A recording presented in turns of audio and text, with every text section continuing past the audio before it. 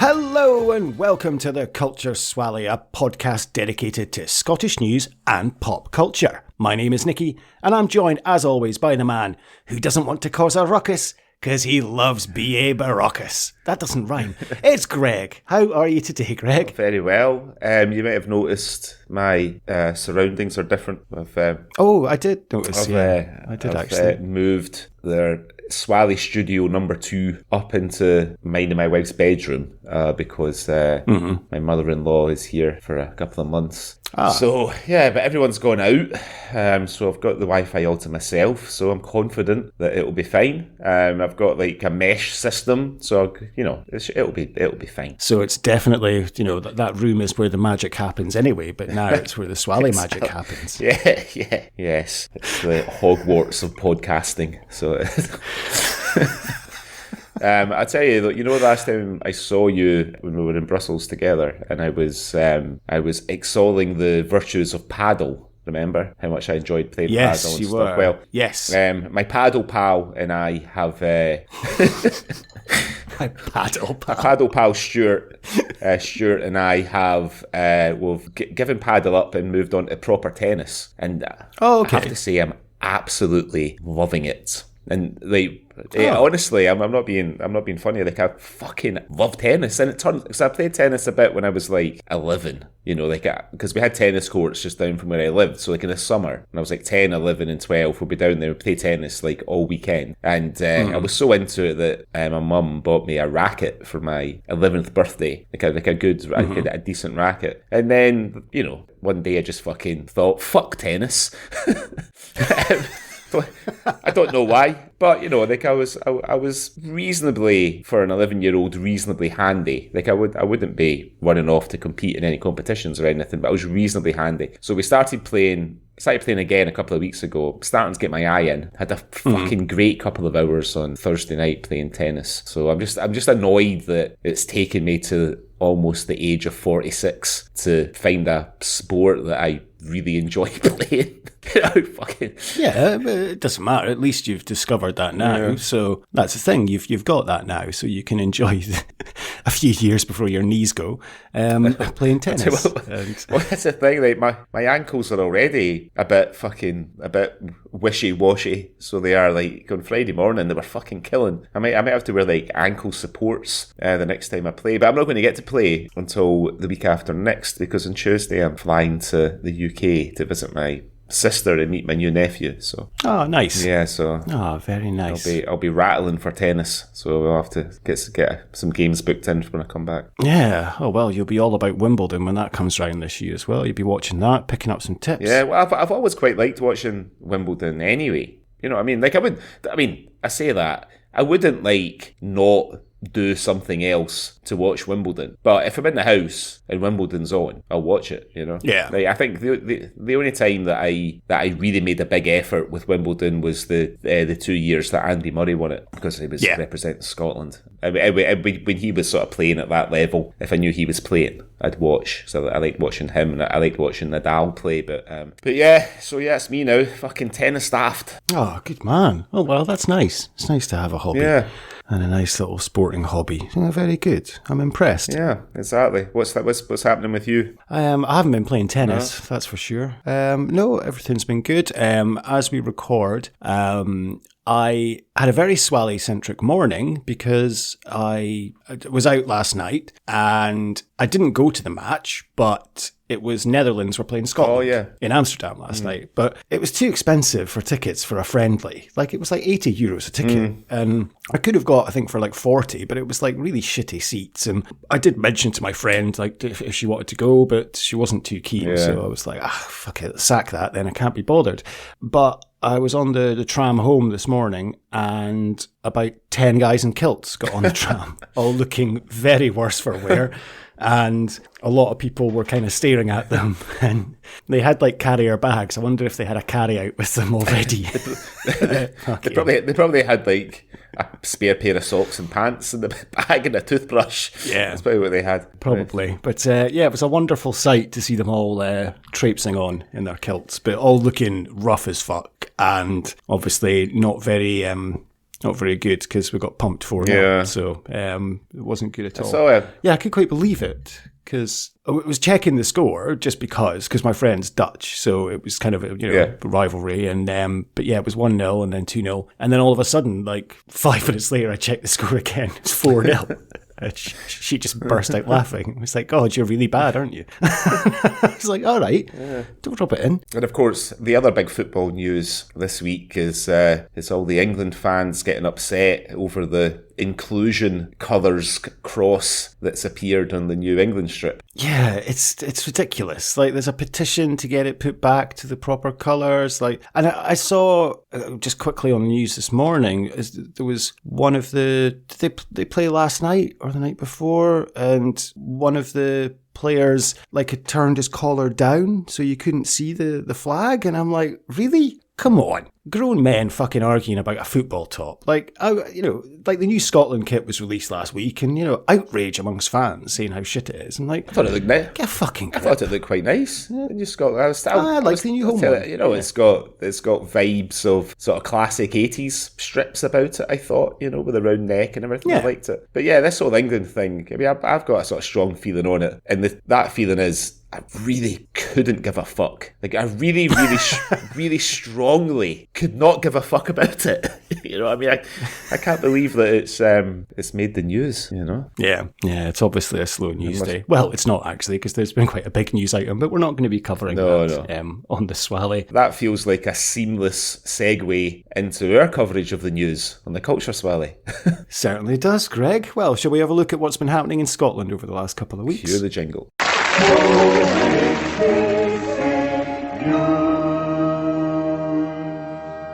Hello, this is the Outer Hebrides Broadcasting Corporation, and here is what's been going on in the news. Okay, Greg, what have you seen in Scotland over the last couple of weeks that has caught your eye? So my first story, sorry, I'm having a bit of a nightmare here because my position's all off and I can't see the screen properly because of my my sound screen. It's the new setup. Yeah, you'll get used to it. I know. I'm going to have to rethink this in time for the next episode.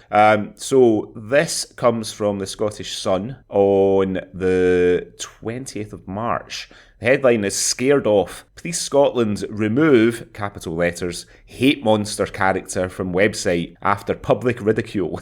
The angry-looking red cartoon figure has been removed from the website homepage for the force's hate crime campaign. The hate monster was introduced as part of a campaign to make people aware of a new bill that's coming into effect in Scotland in April. It can only now be found in an online archive section a week after we told, not you and I, but the Sun, how the wacky creature had been ridiculed ahead of new laws kicking in next month, which include making stirring up hatred an offence. Scots Tories Justice spokesman Russell Finlay said, "This pound shop version of a Sesame Street character appears to have been drummed out of the police. It's now time for Scotland to bin the SNP's hate crime law." Trust a fucking Tory trying to get a hate crime law removed. A page explaining the monster campaign in detail had previously been on the Police Scotland website. In a blurb, it said, "The hate monster represents that feeling some people get when they are frustrated and angry, and they take it out on others. In other words, they commit a hate crime. The hate monster loves it when you get angry. He weighs you down till you end up targeting someone just because they look or act a bit different to you." The move was slated for assuming young men from poorer backgrounds are hate crime's worst perpetrators. The new definition of stirring up hatred, previously only applying to race, covers protected characteristics of age, disability, religion, sexual orientation, transgender identity, and variations in sex characteristics. Feminist campaigners claim the new laws could be used to report critics of the gender self-ID push and stifle debate about transgender rights and women's rights. And as a wee supplement story, a rather nice-looking crafts lady called Rebecca Chapman has brought the red cartoon character to life. She's knitted a hate monster Muppet. And it's almost the same size as her. So these laws kick in on April Fool's Day. But Rebecca, who's a member I know, I mean, you couldn't make it up. Rebecca, who is a member of the Scottish Feminist Network, said, I was feeling rebellious, and I thought the monster would lend itself very well to being a Muppet. What better way to point out how ridiculous legislation is, which essentially is going to stop people from speaking freely, than to come up with a hate monster Muppet. I watched the videos and found the campaign to be tremendously vague, beating around the bush and not speaking clearly. The hate monster graphic they made looks ridiculous, which reflects the ridiculous legislation. I thought it was hilarious and completely crackers. The freelance designer and artist of Shield Hill, which is near Falkirk, started planning her design last week as the hate monster was blasted on social media for being patronising and trivialising hate crimes. She said, I did a few sketches. The idea came in a rush of unhinged creativity, and before you knew it, I was down at Dunelm Mills stocking up the fabric in bits and pieces. I'm a bit of a hoarder, and I've got all sorts of craft supplies around the house. As a garment technologist, I've cut a lot of patterns and thought it would be tremendously good fun, so I just went with it. So yeah, so that's Police Scotland getting an absolute roasting this week for their hate monster guy. I'll put a picture up on the website, but basically he's like the sort of end of the picture looks like the end of someone's finger with the guy. I've seen it. Yeah, I've googled this, so I'm looking at the hate monster now, and that was my first thought. It's like a hairy thumb. It almost looks like kind of thing you would see like in a Dr. Seuss. Yeah. Type book, like almost Grinch-esque type thing. I don't know. I mean, I guess I can see what they're trying to do, but it hasn't been well received at all. No, and do you know what? I think whoever has come up with that idea has thought to themselves, I've got a new Green Cross code man in my hands here. This is going to make me fucking rich and famous. And he's probably planning school tours with the hate monster to educate kids about hate crimes, and a TV campaign with a hate monster puppet, maybe a cartoon, and it's blown up in their faces. See, I think I was slightly too young for the Green Cross code man. I remember him, but it was more Tufty Club. When I was a kid. Tufty, yeah. Is that not about crossing the road it was stuff a as well? Squirrel that apparently couldn't remember anything that it was ever told about crossing the roads like every day. Throwing itself in front of cars. What the memory capacity of a squirrel is, but it's obviously not very long. I think it was Tufty. I didn't have the Green Cross Code. I mean, I remember Green Cross Code Man. Obviously, I've watched clips on YouTube of David Prowse hamming it up as the Green Cross Code Man. You can't have been watching the Tufty Club. The Tufty Club was made in 1961. Definitely. Tufty. Unless it endured. Let's see. This is the history. This is maybe year by year history of the Tufty Club. It created in 1953. 1994, Tufty went on a nationwide tour. 1984, comedian Ted Rogers invited Tufty to appear in pantomime in Bournemouth to pass on road safety tips to his young audience. Yeah. Sorry, mate, for doubting you there. That's all right. Celebrated its 21st birthday in 1982 with a national roadshow, and then 1993 was restyled and modernised to bring him into the 1990s. 93 would have been too old for me. I must have been like primary 3 or 4. So I would have been, 5, 6? I'm looking at about 1986, 1987. Yeah. That would have been my peak Tufty Club years. Tufty outlasted the Green Cross Code Man. Yeah. Who'd have thought? Exactly. Little squirrel. Exactly. Managed to outlive Dave Prowse. Yeah. Anyway, that's my first story this week. What's your first story in this week's episode? Well, my first story also concerns the police, not the band, but the police in Edinburgh. So this is from the Scottish Sun this week, and the headline is Last Orders. Locals divided after cop sees beer bike in busy Scots city. Locals have been left divided after police seized a beer bike this weekend. The pedal-powered bar was stopped by cops in Edinburgh yesterday morning at around 11:20 a.m. So this is one of the, those beer bikes that you see usually in foreign cities. Yeah. Like, so you see them in Germany, you see them, I think I've seen them in Amsterdam. It's effectively like a table with like maybe 10 chairs and people pedal and drink beer and stuff on it. It was pulled over on the city's Leith Walk after road safety concerns from the community. Officers confirmed that the vehicle was seized over road traffic offences. Beer bikes are popular with tourists in several cities across Europe, including Prague, Amsterdam and Lisbon. They let people pedal around the city to sightsee whilst they enjoy alcoholic drinks. Police took to X, formerly known as Twitter, to say that inquiries into the incident are ongoing. They wrote, "Officers from the Leith Community Policing Team stopped and seized a beer bike on Leith Walk around 11:20am on Saturday 16th of March 2024, following safety concerns and road traffic offences. We are aware of ongoing community concerns and further inquiries are ongoing." Users flocked to the comments as they joked about the situation, with many calling officers spoilsports for stopping people from having fun. One person said, "That's hilarious. Can't have fun anymore, can we?" Another added, "No fun, please. This is Edinburgh." Someone else pointed out, "Killjoys." A fourth joked, "Free the beer bike now," while others took to Reddit to praise the officers for keeping the roads safe as they highlighted the dangers of using beer bikes. A user pointed out, "Couple of years ago, I saw one of these things going over Tower Bridge. 4 clearly pished girls on the back and one guy struggling to pedal. Massive tailback of cars all the way up past Tower of London. It was fucking hilarious to see. But how are they legal?" A second wrote, "It's illegal to ride a pedal cycle whilst under the influence of alcohol, so I guess these would also count." Another chimed in, "Drunk people posting a pedal. Disaster." While a fourth sarcastically added, "What's wrong with people getting plastered while pedalling around the city?"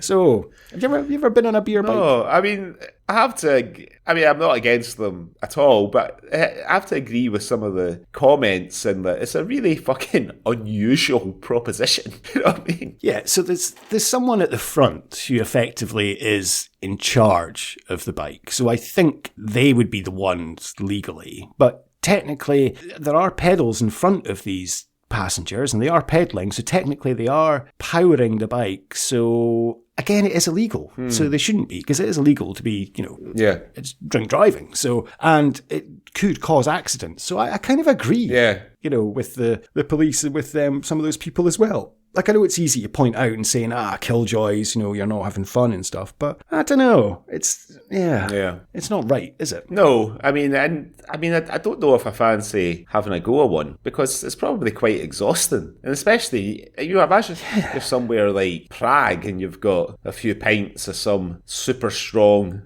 really dark beer inside you. It'd be fucking disastrous. I would have loved to have seen the scene that the guy described in London, though, going over Tower Bridge. With 4 pissed girls. 4 pissed girls, one poor guy pedalling for all he's worth. Going over Tower Bridge with a big tailback of traffic.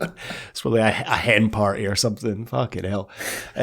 Crazy. But, I'm just amazed it was even allowed in the first place. Because, mind you, even here, like, I have seen them in Amsterdam, but, it's still, you can still get done for drink driving on your bike here. I mean, everyone does it. Everyone fucking gets pissed and goes on their bike. But Scotland has, especially Glasgow, has some quite strict rules about drinking outside anyway, so I don't think we'll be seeing them there at any time soon. But I don't know where you would ride them in Edinburgh, because the Edinburgh city centre is a fucking absolute pain in the arse to drive in. A fucking absolute nightmare to drive in. And I imagine they're quite big, these bikes, aren't they? They're probably about the same size as a small car. I would say so, and they're quite tall as well. So, in fact, you say a small car, I'd say it's probably about the size of like a Vauxhall Astra. I don't know if that's fucking dating the podcast, that's my reference, a Vauxhall Astra. Yeah, they're quite big. Yeah. It said it was pulled over on Leith Walk, so I don't know. But I know what you mean about Edinburgh. It is a fucking nightmare to get around, so I don't know. But I guess we won't be seeing the beer bike anytime soon. Anyway, what else have you seen this week, Greg? So, this is a very quick one. The sword, this was in the Daily Record on the 20th of March, the sword that Mel Gibson flings around as William Wallace in Braveheart, which we reviewed back episode 25, I think, was it? I believe it was 25, Let's go back and listen. It's just been sold in the US at an auction after a bidding war. The Claymore featured throughout the 1995 blockbuster. It was originally designed by armourer Simon Atherton, and it's got distinctive marks on the pommel, which can be seen in the movie. Following a bidding war at Prop Store's entertainment auction in Los Angeles, it fetched its final price. Auctioneers said that sometime the original blade was removed, possibly for a specific shot, but it has since been restored. Gibson held the weapon on many of the promotional images and posters for the film, which won him the Oscar for Best Director. I often forget that film won so many Oscars. Yeah, it was amazing. Incredible. The Americans fucking loved it. He typically wore it on his back when charging at the enemy, armed with a warhammer, and switched to the sword to cut down his foes. At the end of the medieval epic, Wallace's friend Hamish, played by Brendan Gleeson, hurls the sword onto the battlefield to inspire soldiers after Robert the Bruce vows to continue his legacy. So, my question to you, if you could have any prop from a Scottish film, what would your first choice be? Do costumes count as props? Yeah, don't see why not. Yeah. Can I have Florence Pugh's jeans from Malevolent, please? I think your legs will be too long for them. Yeah, it's okay. Good question. I don't know. From a Scottish film. Oh, you know what? I would take Gavin's Triumph from Soft Top, Hard Shoulder. Oh, nice. Yeah, that's a good shout. Yeah, I think that is what I would probably have. I'm trying to think of anything else that's big, exciting. What about Gregory's massive electric toothbrush and Gregory's Girl? God, I'd forgotten all about that. You're right. That's right. I'd forgotten all about that. Oh, wow. Yeah, that's impressive. Yeah, that's cool. I don't know. I'm trying to think of anything else. What about you? What would you go for? I think a nice one to have would be Ewan McGregor's head sports bag from Trainspotting that is in the last shot as he's walking over the bridge. That'd be a good one to have. Maybe Frankie Miller's suit from Just a Boys Game, that sort of crushed velvet suit that he wears at the start when him and Chance are in the pub. What about Errol Flynn's watch from Late Night Shopping? Yeah, that's a nice one as well. Yeah, that'd be a good one to have. Or the 500 Fezzes from Guilt Series 3. Yeah, or the record the record shop in Guilt Season 1. Yeah, that would be good. Or a plate of spaghetti bolognese made by Dougray Scott from Nest of Vipers.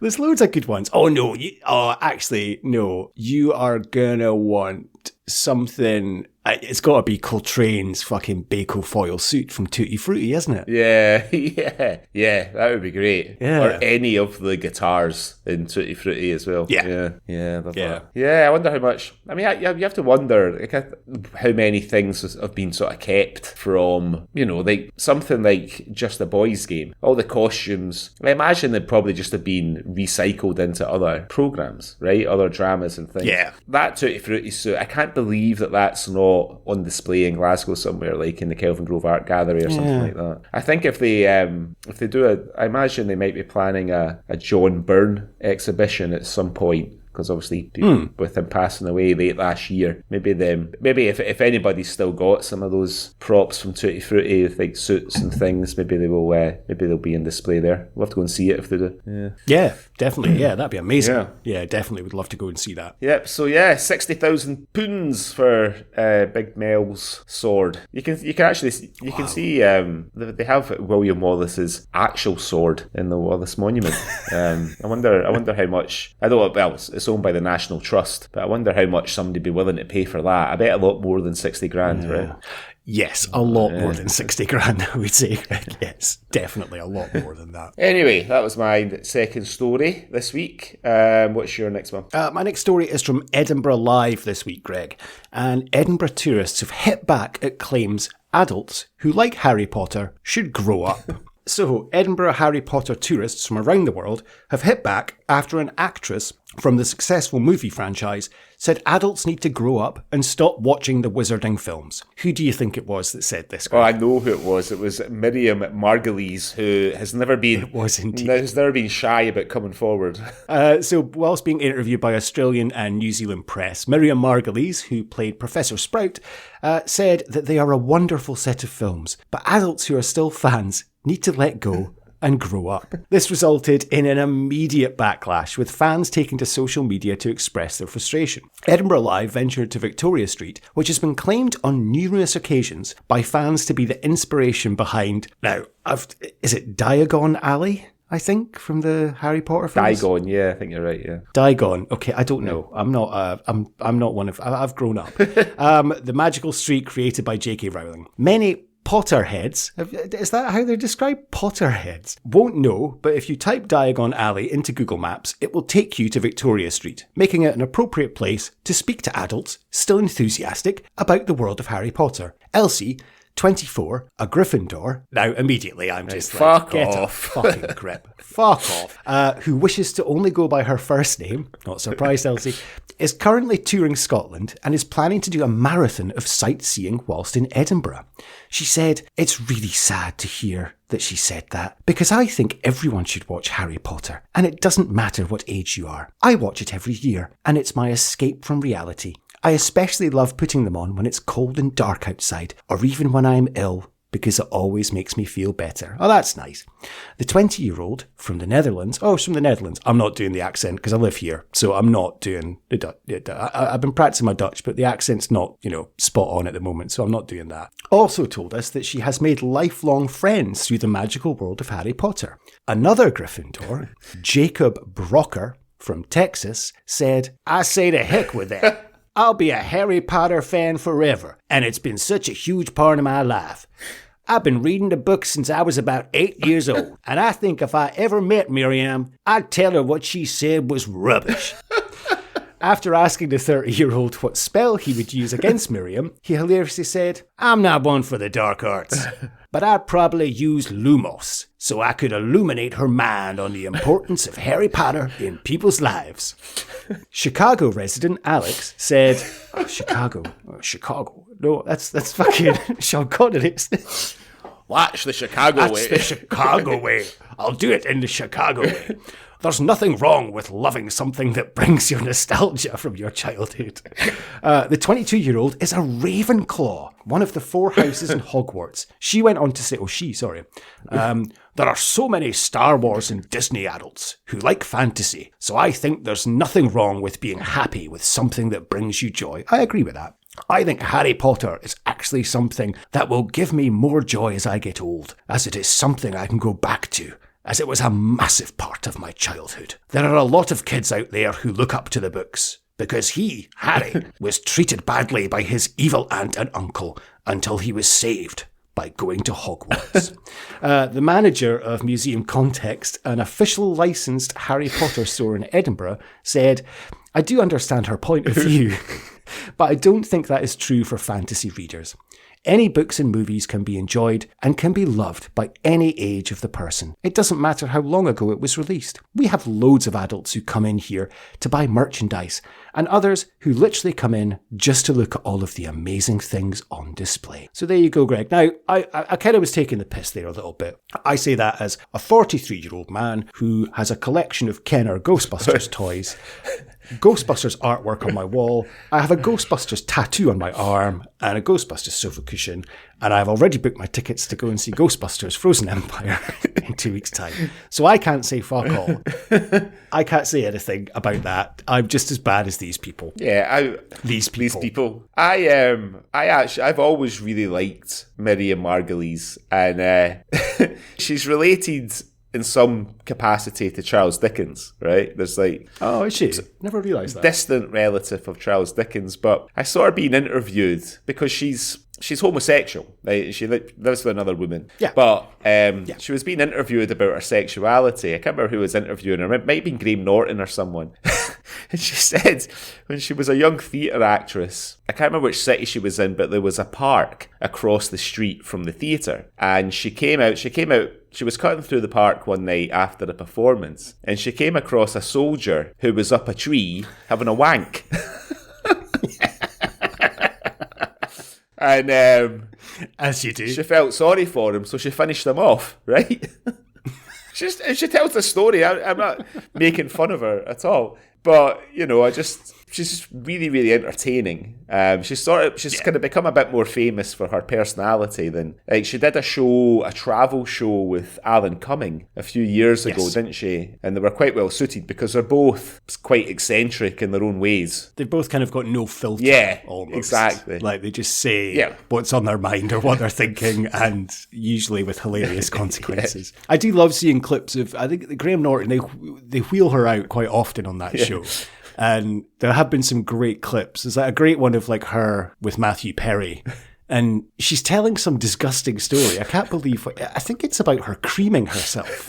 And like Matthew Perry's face, and Graham's like, "Do you need you to describe what that is?" And he's like, "No, I think I've got it." Yeah, she's very, very, very funny lady and very charming, and I can imagine. Yeah. I don't think she. I think she's quite old school in the sense that she doesn't sort of suffer fools. So she probably is a bit fed up of being approached all the time by people who are enthusiastic about Harry Potter and want to get a selfie or get an autograph or talk to her about it and stuff. And I think for her, it was probably just another job, another check. You know what I mean? Yeah, I can almost imagine her saying to someone, "How old are you?" Yeah. "I think you should grow up." Yeah. These books are for children. You should really grow up. When I was your age, I was wanking off soldiers up trees. Oh dear. Anyway, those are the views of Miriam Margolyes, not the views of the Culture Swally. And as I say, I think I've covered myself well enough by saying I obviously have cling on to stuff from my childhood. Yeah.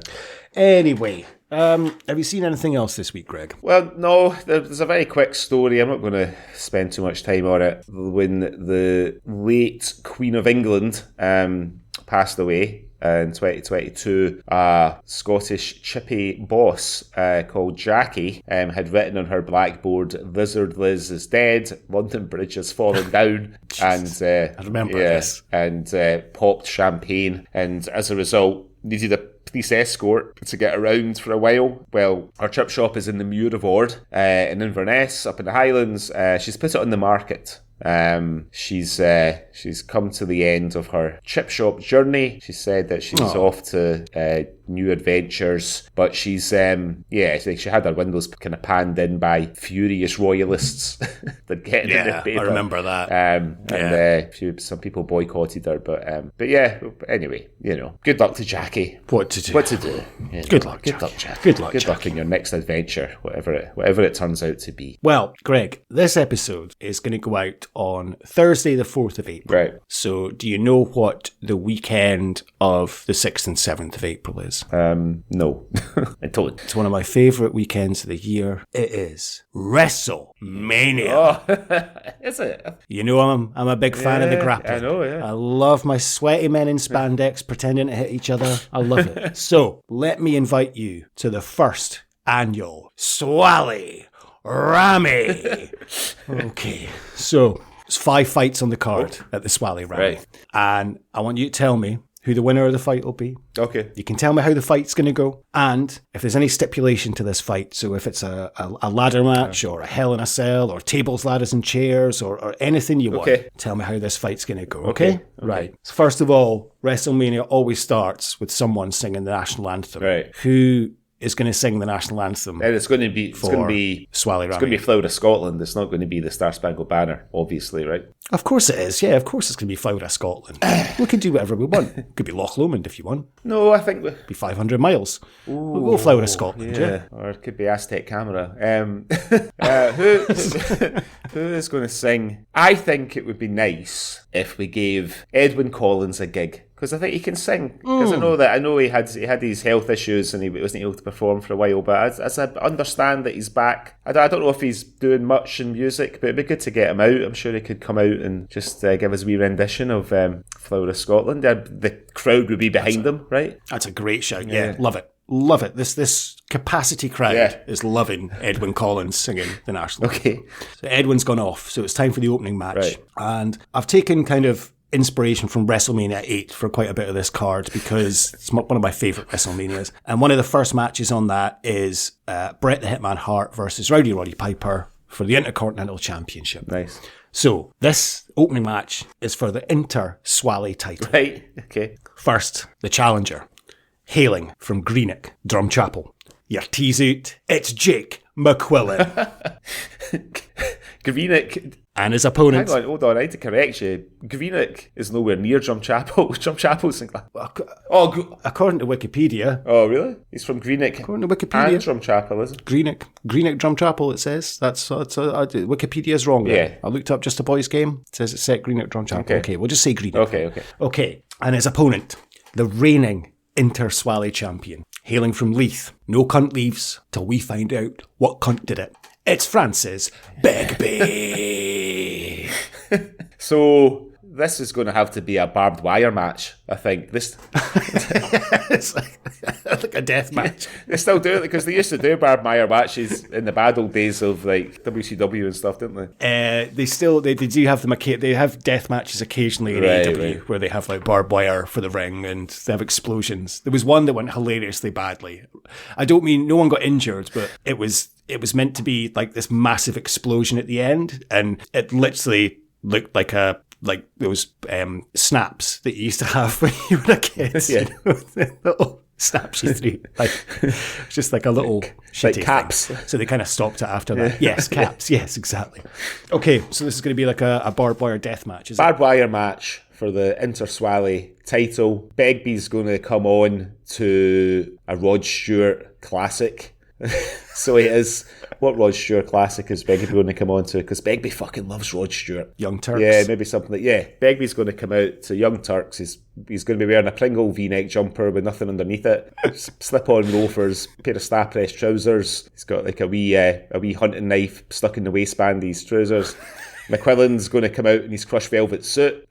He's immediately at a disadvantage because he's got a big collar, which is a nice easy thing that Begbie can get a hold of. He's wearing a pair of slip-on boots, which give him like absolutely no purchase in the ring whatsoever. But like a sensible person would just get the fuck out of there. But as McQuillan says, you don't run. I think McQuillan's going to probably have Begbie's measure quite early on. You know, he's probably seen hundreds of Begbies that, you know, like shouting and bawling and all that kind of thing, trying to start a fight. He's already tanned Freddie Bordley in the dressing room. Backstage. He's mugged off Freddie Bordley's girlfriends, give him a kick in the balls. just as a warm up, you know.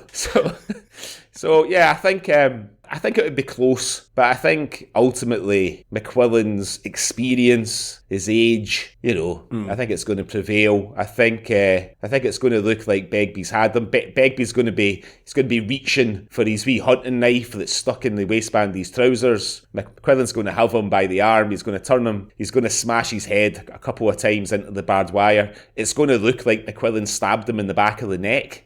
But obviously he hasn't, with like a belt buckle or something, and Begbie's going to be down. But I think Begbie's going to feel a grudging respect to the older man. I think afterwards, you know, I think I can see Begbie lifting McQuillan's hand up in celebration, all that kind of thing, you know, and then that's nice. Yeah, and then the two of them going batter fuck out of Matt Costello in the changing rooms afterwards.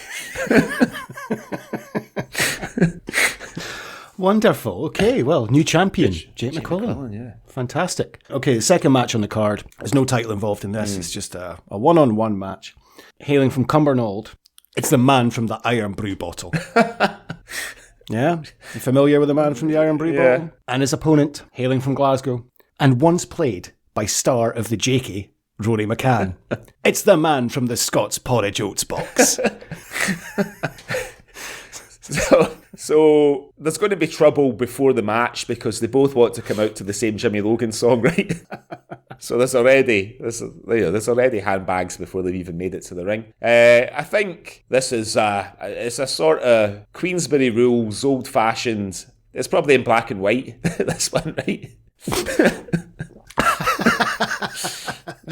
No gimmicks. both men are wearing like trunks that come up to their navels, you know, oldie worldy wrestling boots that are right up to their knees, you know, maybe Pat Roach style. Sweatbands on the wrists. Maybe the porridge guy's got a sweatband on his head to keep his floppy fringe out his eyes. The Iron Brew guy's got his hair fucking like flattened down with brittle cream. It's not going anywhere, right?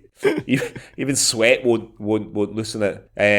I think they're going to need to get one of the old British wrestling referees, because there might be a couple of public warnings issued for punching. It's like the porridge oats guys. The porridge oat guy obviously outweighs the Iron Brew guy by just in sheer muscle by a good couple of stone. So the Iron Brew guy's got to use whatever tools that he's got at his disposal. So he's got a bit of dust on his knuckles to try and get it into the porridge oats guy's eyes. He's fish hooking, so he's on 2 public warnings already from the Would it be girder dust that he's got on his knuckles? Yeah. Iron filaments. You know, like the Iron Brew guy's, you know, he's sort of desperate. He's raking the porridge guy's face, but eventually the porridge guy just fucking loses his patience and just absolutely fucking annihilates the Iron Brew guy. And he, you know, the ambulance called, taken straight. He's getting taken into the hospital. No, he's getting taken into the ambulance. The porridge oats guy finds out that the Iron Brew guy's been fingering his missus before the match. Someone tells him. So he goes like, he's in the back of the ambulance, fucking battering fuck out the Iron Brew guy. There's blood and IV drips and fucking teeth and paramedics everywhere. Nobody ever really wins a fight, you know. It's more violent than the death match, I think. I know. And we're fucking, and we can't wait to get them booked for the next Swally Mania. Well, that'll be August. It'll be Swally Slam. Yeah. First, when SummerSlam comes up, Swally. It'll be a grudge tag team match where the porridge oats guy will have Rory McCann as his tag partner, and the Iron Brew guy will have the old wee African guy that Iron Brew used to use before it was on PC and replaced him with a white guy in his corner. Right, moving on. Okay, the third match is for the World Heavyweight Swally Championship. Right. I'm taking inspiration from WrestleMania 8 again. Ric Flair versus Macho Man for the World Heavyweight title was like the middle of the card, so I'm taking inspiration from that. The contender, coming from 10 Glebe Street, Auchenshoogle. It's Joe Brew. Fucking look out. Uh-oh. And his opponent, the reigning World Heavyweight Swally Champion, also hailing from Auchenshoogle, it's Ur Willie's Da.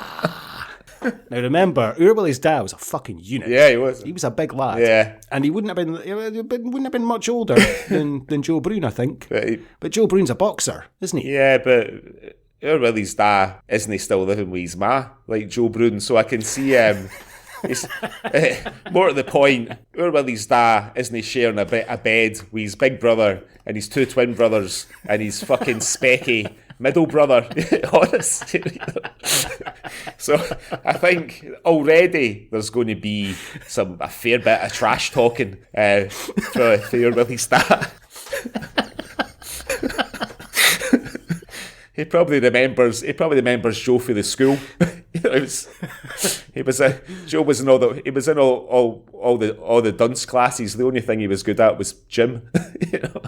Yeah, Joe Brune does strike me as the type that would be that open to a bit of ridicule, but that's going to anger him, isn't it? Yeah, he'll be fucking raging. You know, he's probably got Horace as his manager doing it, the sort of giving it the kind of Jimmy Hart bit, you know, and man par. So you said Horace Brune's the mouth from the south, Jimmy Hart. Yeah, he's what? The bell end from Glebe Street. Yeah, the geek for the street, Horace Brune. And Ma Pa and the twins and the Bairn are probably right in the front row. Ur Willie's dad giving them a bit of grief as well. It's just to be it's Ma Brune hit him with her just hand. To be a white though. Ma Brune's shaking a rolling pin at him. So I think Joe's going. I think ultimately Joe's going to be absolutely raging, and Willie's dad's going to use this rage against him, because he'll be calm and collected. He'll be letting Joe punch himself out. He'll have Joe on the ropes. He'll be like throttling him with like the ring rope. Next thing, fucking referee doesn't realise. Grandpa Brune comes running into the ring, picks up a chair and panels where Willie's dad, like he'd be right. Disappears off. It's a fucking easy pin for Joe. Willie's up in arms. He's battering both the twins. Willie's ma's fucking. She's got Daphne by the hair, fucking kicking her about. Jake McQuillan's come out to chat up Maggie. And everybody's distracted. He's stolen Maggie away to the stadium bar. Get a couple of Bacardis down her, get her up the road. Yeah, I don't think it would take much. The Bairn's just shaking her head and telling everybody off, as always, the Bairn, the voice of reason. Yeah. When everything else is falling apart, the Bairn's right in the centre, trying to pull it all together again. Can't wait for the Swally Slam. So that means Joe Brune is now the new world champion. World heavyweight Swally champion. Yep. Amazing. Yep. Okay, so 2 titles have changed hands already. The Swally Rammy. It's the first one, so it has to be controversial. It has to be exciting. You know what I mean? Who would the commentators be for the Swally Slam? Do you think about that? Oh, I didn't think about that actually. No, that's a very good shout. Who would the commentators be? Bob Servant. Yes. That'd be fucking brilliant. And who would be a good foil for Bob Servant, because Bob Servant would be like the kind of Gorilla Monsoon kind of guy. Yeah. You need the voice of reason that kind of knows, or do you need like a Jesse Ventura type? It's like a level-headed commentator to sort of keep Bob in check. Yeah. I was thinking like Johnny Swan. Yeah, Johnny Swan. Yeah, maybe. Or Souness. Imagine Servant and Souness together commentating. Would you have Souness, or would you have Jonathan Watson doing Souness? Because you could have Archie McPherson from Only an Excuse and Bob Servant doing the commentary. Brilliant. The Swally Rammy, brought to you by Tunnocks and Computer Burgers. Okay, so the 4th match on the card. Oh. It's a tag team match. Oh, right, okay. And this is for the Swally Tag Team Championships. Right. First, the challengers. Coming from Auchtermurty, it's Craig, it's Charlie. It's the Proclaimers! Which is a fucking great name for a tag team. I could totally see them in WWE. The Proclaimers! And their opponents. And the reigning Swally Tag Team Champions, hailing from Coatbridge. It's Pat, it's Greg. They are Hugh and Cry. So I'd imagine for the Proclaimers, it's going to be mainly Charlie doing all the heavy lifting, right? Yeah, you're probably right. Yeah. I don't know. I can imagine the Proclaimers being the people's favourites. Yeah, Hugh and Cry are the heels. Yes. Scenario. Definitely. So the Proclaimers have come out first. They've come out to Letter from America. Everybody expected it to be 500 miles because it's a good kind of marching tune, but they like to surprise you, the Proclaimers. Do you know what I mean? They keep you guessing. Have they come out wearing like Legion of Doom vests, or are they? They come out wearing Black Watch leotards. With Craig and Charlie in sequence on the front. Exactly. On their backs. Which, if when you're sort of tall and when you're kind of tall, stringy fella, they're not the most flattering of garments, leotards. You need a bit of muscle and fat to kind of fill it out, Yeah. Hugh and Cry have come out dressed like the Rockers.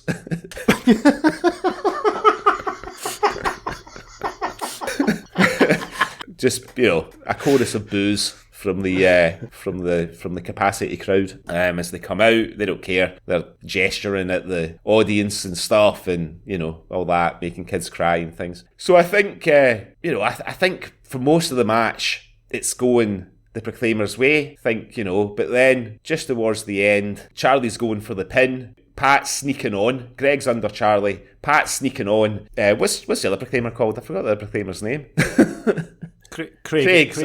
Yeah. Craig's He's shouting at the referee, so the referee's got his back to the action. Pat comes on, fucking nicks Charlie's glasses. That's Charlie fucked, right? Greg rolls him over. Pat gets out the ring. Referee turns just in time for the count. Hue and cry retain their title. Proclaimers are full raging. Audience is full raging. So teeing up a rematch for the Swally Slam. Oh, loving that. What a great match. I enjoyed that. Yeah. It was a good bit of grappling. Okay, the final match on the card, Greg, and we're very progressive on the Swally. Right. So, and at the Swally Rammy. So we're letting the ladies have the main event. Right, okay. And this is for the Swally Women's World Championship. Right. Closing the show. So, first, the challenger. Coming from Lennoxtown, she's going to make you want to shout. It's Lulu. And her opponent, and your Swally Women's Champion, originating from North Lanarkshire and accompanied to the ring by her manager and husband Ian. It's Jeanette Cranky. Is she? Now, just for reference, Lulu is 75 and Jeanette is 76. Right, okay. No, she's not dressed as wee Ginny Cranky. Okay, so I was going to ask, yeah. She's Jeanette. She saves that for intergender tag team matches. Yeah. And nautical wife swapping adventures.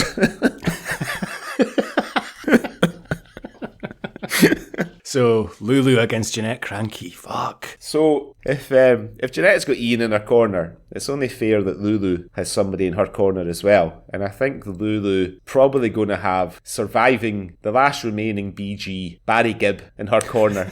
Her ex-brother-in-law. They've remained friends, even though it didn't work out between her and Morris. They've remained friends. So Barry Gibb accompanies Lulu to the ring. Jeanette's already in the ring. She's fucking giving it the big yin. She's not the favourite, really. Everybody prefers Lulu because he just can't help it. It's Lulu, you know what I mean? And everybody knows Lulu. I think anybody south of Gala Shields knows who Jeanette Cranky is, right? So I think Lulu's doing some high flying stuff, a lot of gymnastics, a lot of acrobatic sort of stuff. Lulu's walking the ropes, leaping off. She's giving Jeanette a couple of pile drivers. She's reminding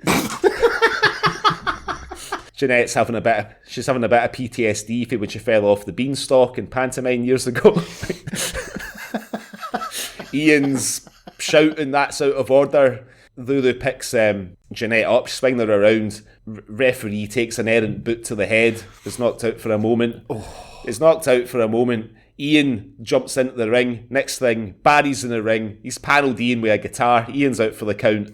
Referee comes round just in time for Lulu putting the pin on Jeanette. And it's a 3 count. Lulu's the new ladies champion at the Swally Slam. Oh, and confetti explodes all over the ring. Yeah. Fireworks. Yeah. Lulu, your new Swally women's champion. What a way to end the Swally Rammy. Lulu grabs the microphone. She's trying to do her Scottish accent that she lost 40 years ago. She's fucking not fooling anybody. Favoured. The crowd turn on her, start to favour Jeanette again. Lulu has to run from the arena. Oh, what a heel turn by Lulu then at the end. Yeah. Oh, we'll have to wait for the next thrilling instalment to find out what happens there. Fantastic. Well, I hope you enjoyed the inaugural Swally Rammy, and we'll see if I can be arsed building a card for Swally Slam in August. I did think about the Swally Rumble, but that's not till January. Yeah. But I don't know how we'd do that, because I did think of... it's going to consist of all the Tennant's Lager lovelies. And it's in a Royal Rumble match. It's a mud match as well. So but that needs kind of visual representation so you can see who you're talking about. All the Tennant's Lager lovelies in a massive inflatable paddling pool full of mud. Grandpa Brune's there with a hose, just making sure the mud doesn't get too hard. Keeping the ladies wet. Oh, yeah. Right. Anyway, on that note, and on that bombshell, before we go on to what we're going to be talking about later today on this episode, I've lost words now. Let's have a little word from our sponsors. And our sponsor is, of course, Doric Skateboards, a skateboard brand created by Gary Kemp, whose main focus is to explore the people and the culture of Aberdeen and the northeast of Scotland, and to create designs that reflect life in that area. Doric Skateboards screen print their own decks in their studio by Gary's fair hand, and they have produced some amazing designs over the years, including an Annie Lennox-inspired board, a Robert the Bruce deck, and a Plenty of Pop deck inspired by the old Bonaccord trucks that used to drive around Aberdeen delivering fizzy drinks. Doric Skateboards also replicate these amazing designs onto clothing on 100% organic cotton tees, hoodies, sweatshirts, and you can also fill your boots on stickers, pin badges, beanies, and caps. Gary regularly collaborates with local artists to ensure that he brings the latest designs to the market, but always with a Doric twist, including the Ballater Toy Shop design, inspired by Scotland the What, which we actually need to cover quite soon, Greg. So check out Doric Skateboards for yourself on doricskateboards.com, and you can follow them on Instagram at Doric Skateboards to see all the amazing designs on offer. And we are delighted to be able to offer you 15% off as listeners to this podcast. All you need to do is head to doricskateboards.com, have a look at all the amazing decks, stickers, badges, hoodies and tees on offer, and enter the promo code SWALLY. That's SWALLY, same as the name of this podcast, and get your 15% off. That's doricskateboards.com, link in the description of this episode. So, it was your pick for this episode, Nikki. So why don't you introduce? And I can't quite believe what we're going to be talking about. Why don't you introduce?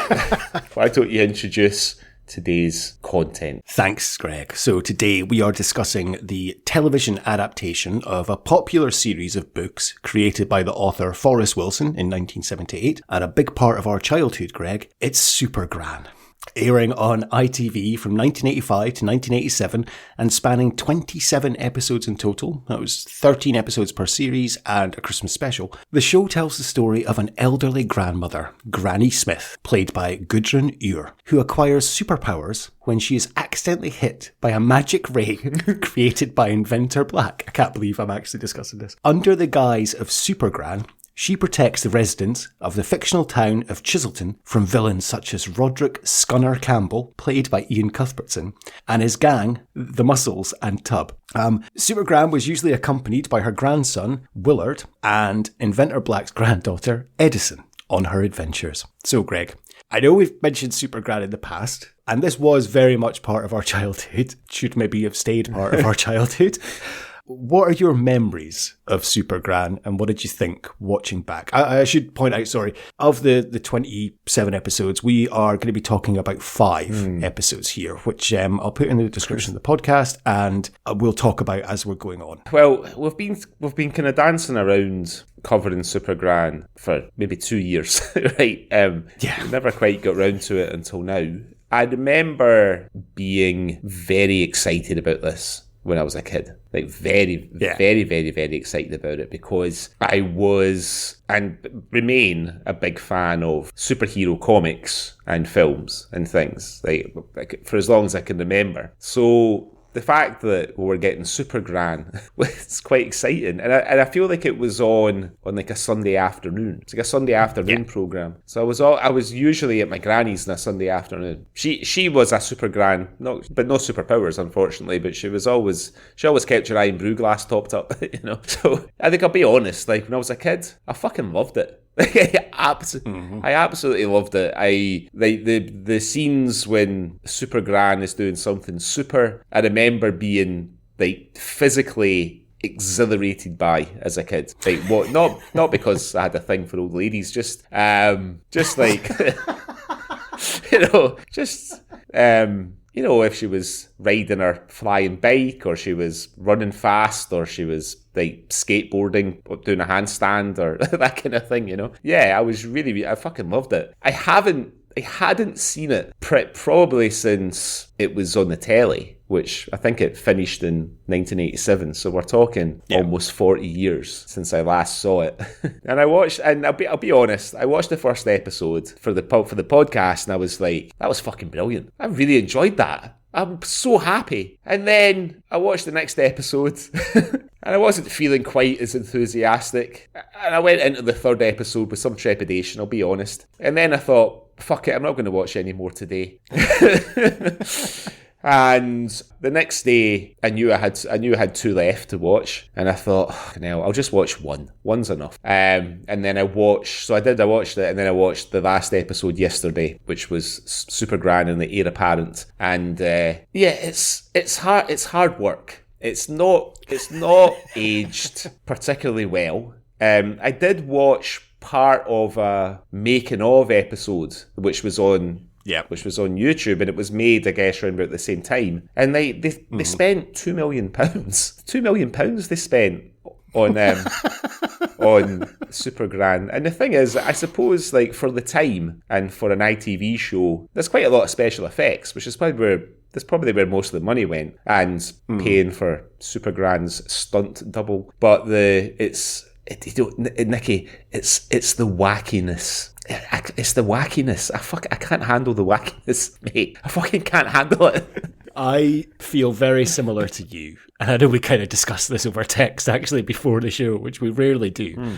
I'm the same. I loved Super Gran when it was on. And, it was obviously the right kind of age. I mean, 85 to 87. So I would have been 4 to 7 when this was 4 to 6, when this was on. Remember absolutely loving it, being just amazed at Super Gran and the stuff she did, and I guess because she was Scottish and, it was funny, and the same as you, and I kind of loved like superhero stuff, and especially the first episode. There's a fight scene towards the end of the first episode in Professor Black's lab, and it just reminded me of like the 60s Batman. Yeah. Like all it needed was pow, or, Scunner or porridge or something coming up on the screen. I was disappointed they didn't do that. But that's kind of lacking from the rest of the episodes. I don't know, maybe just the ones that we watched. So maybe it does come up in later episodes as well. But I was the same as you. Like, I watched the first one, I was like, this is brilliant, just because it's a wave of nostalgia. Yeah. I guess it's just like when you watch like an episode of Rainbow or something on YouTube. Like, you kind of just get this nostalgic wave, or like Wizardora or something. Wizardora. And but I was the same as you. I watched the second episode and I was like, I can't take any more today. So I had to watch it in batches. And then I watched the third and fourth episodes back to back. And I left the fifth episode to the next day because I'm like, I cannot take any more of this, which is a shame. And I don't know, is it a combination of, I agree, the wackiness, or, I mean, the fucking acting ability of the children is just fucking diabolical and makes me want to cry at some of the, especially fucking Edison. Well, the first actress that played Edison. The second one was a little bit better because they replaced all the kids for the second series. Like Tubb, Edison and Willard all got replaced.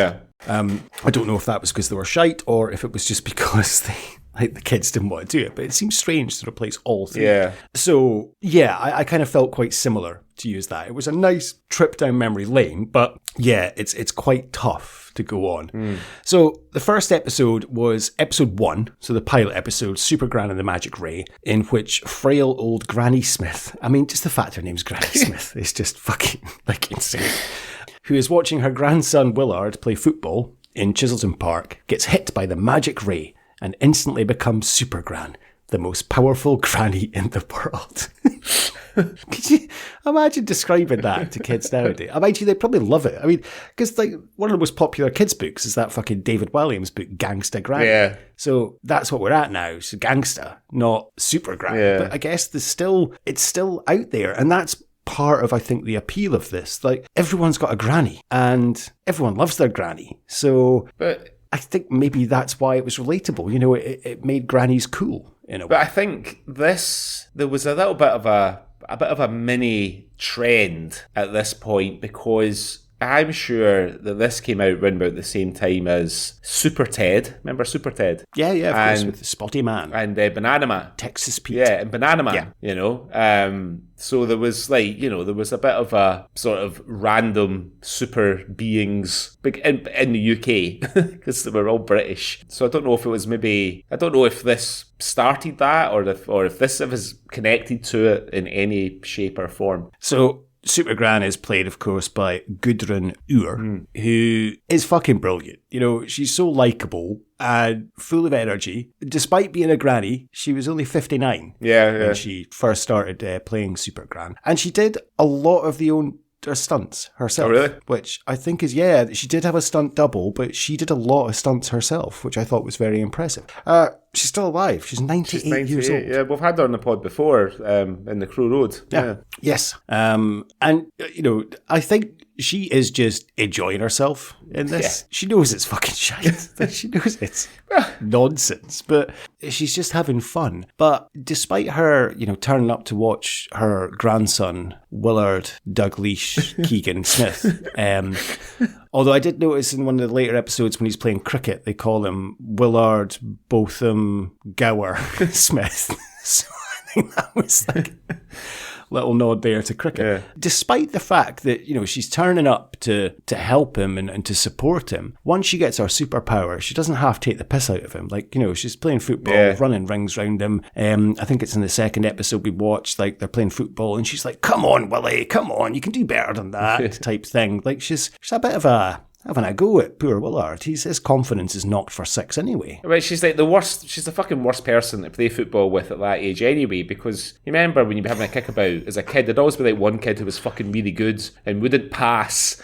and fucking, you know what I mean, and just ran around with the ball and scored all the goals and was just in a team of their own. Why would you want to play football? It's just, getting superpowers made her a little bit cunty, to be honest.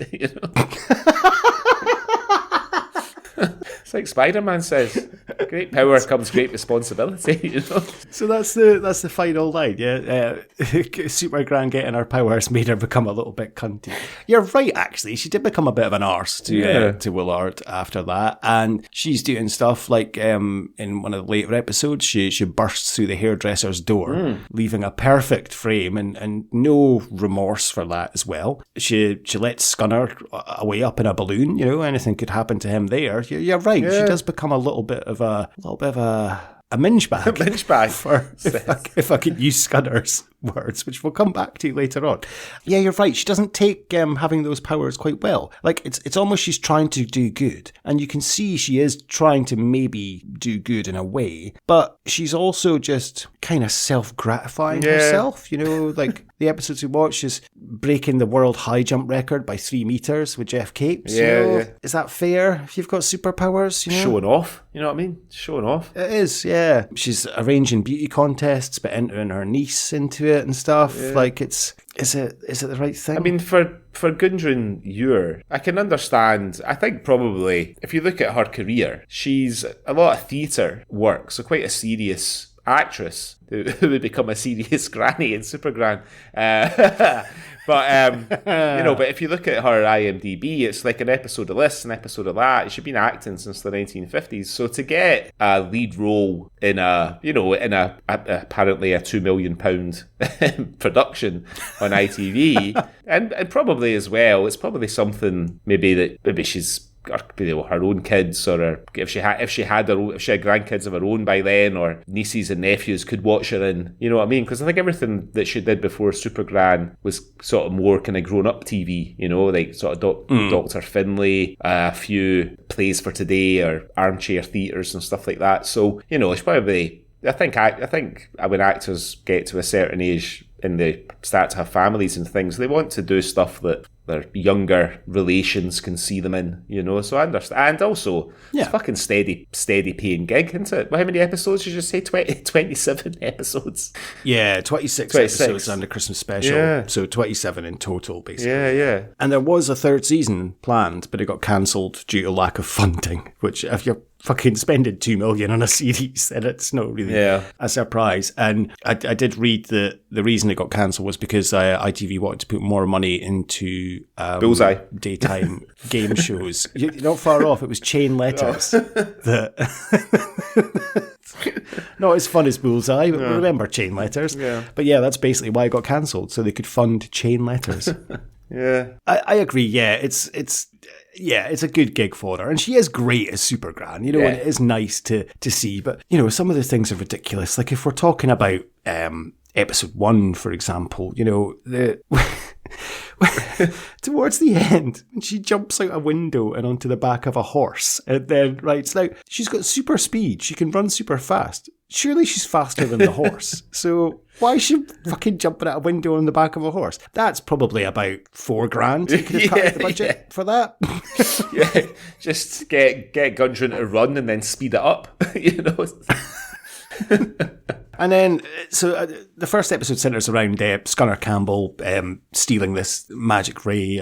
Super Gran gets turned into Super Gran. And at the end, like, he's stealing the magic ray, and she purposely throws a cannonball onto the boat, which sinks the boat, sinks the ray, and when she gets it back to Professor Black's, he's like, it's fucked. You fucked it. And I threw away the blueprint. Yeah. So, and poor Willard's like, you mean she's going to be stuck like that forever? And it's like, you're right, she's a cunt. She's done that on purpose, hasn't she? She knows what she's doing. And she's done that because she says herself, well, why would I want to be a normal granny? I'm Super Gran. And she kind of gives herself the name. Edison does mention, like, you're like a Super Gran. And she's like, oh, Super Gran, I like that. So she's given herself her own name as well. That's a bit narcissistic, isn't it? Yeah. Like, she's got a bit of a complex there, giving herself the name Super Gran. Still, you can always build another one. Can't you, Inventor Black? Well, no, I'm afraid not, Willie. You see, the trouble is, once I knew it had worked, I threw away me blueprint. You mean there's no way to normalise me granny? Sorry, Willie.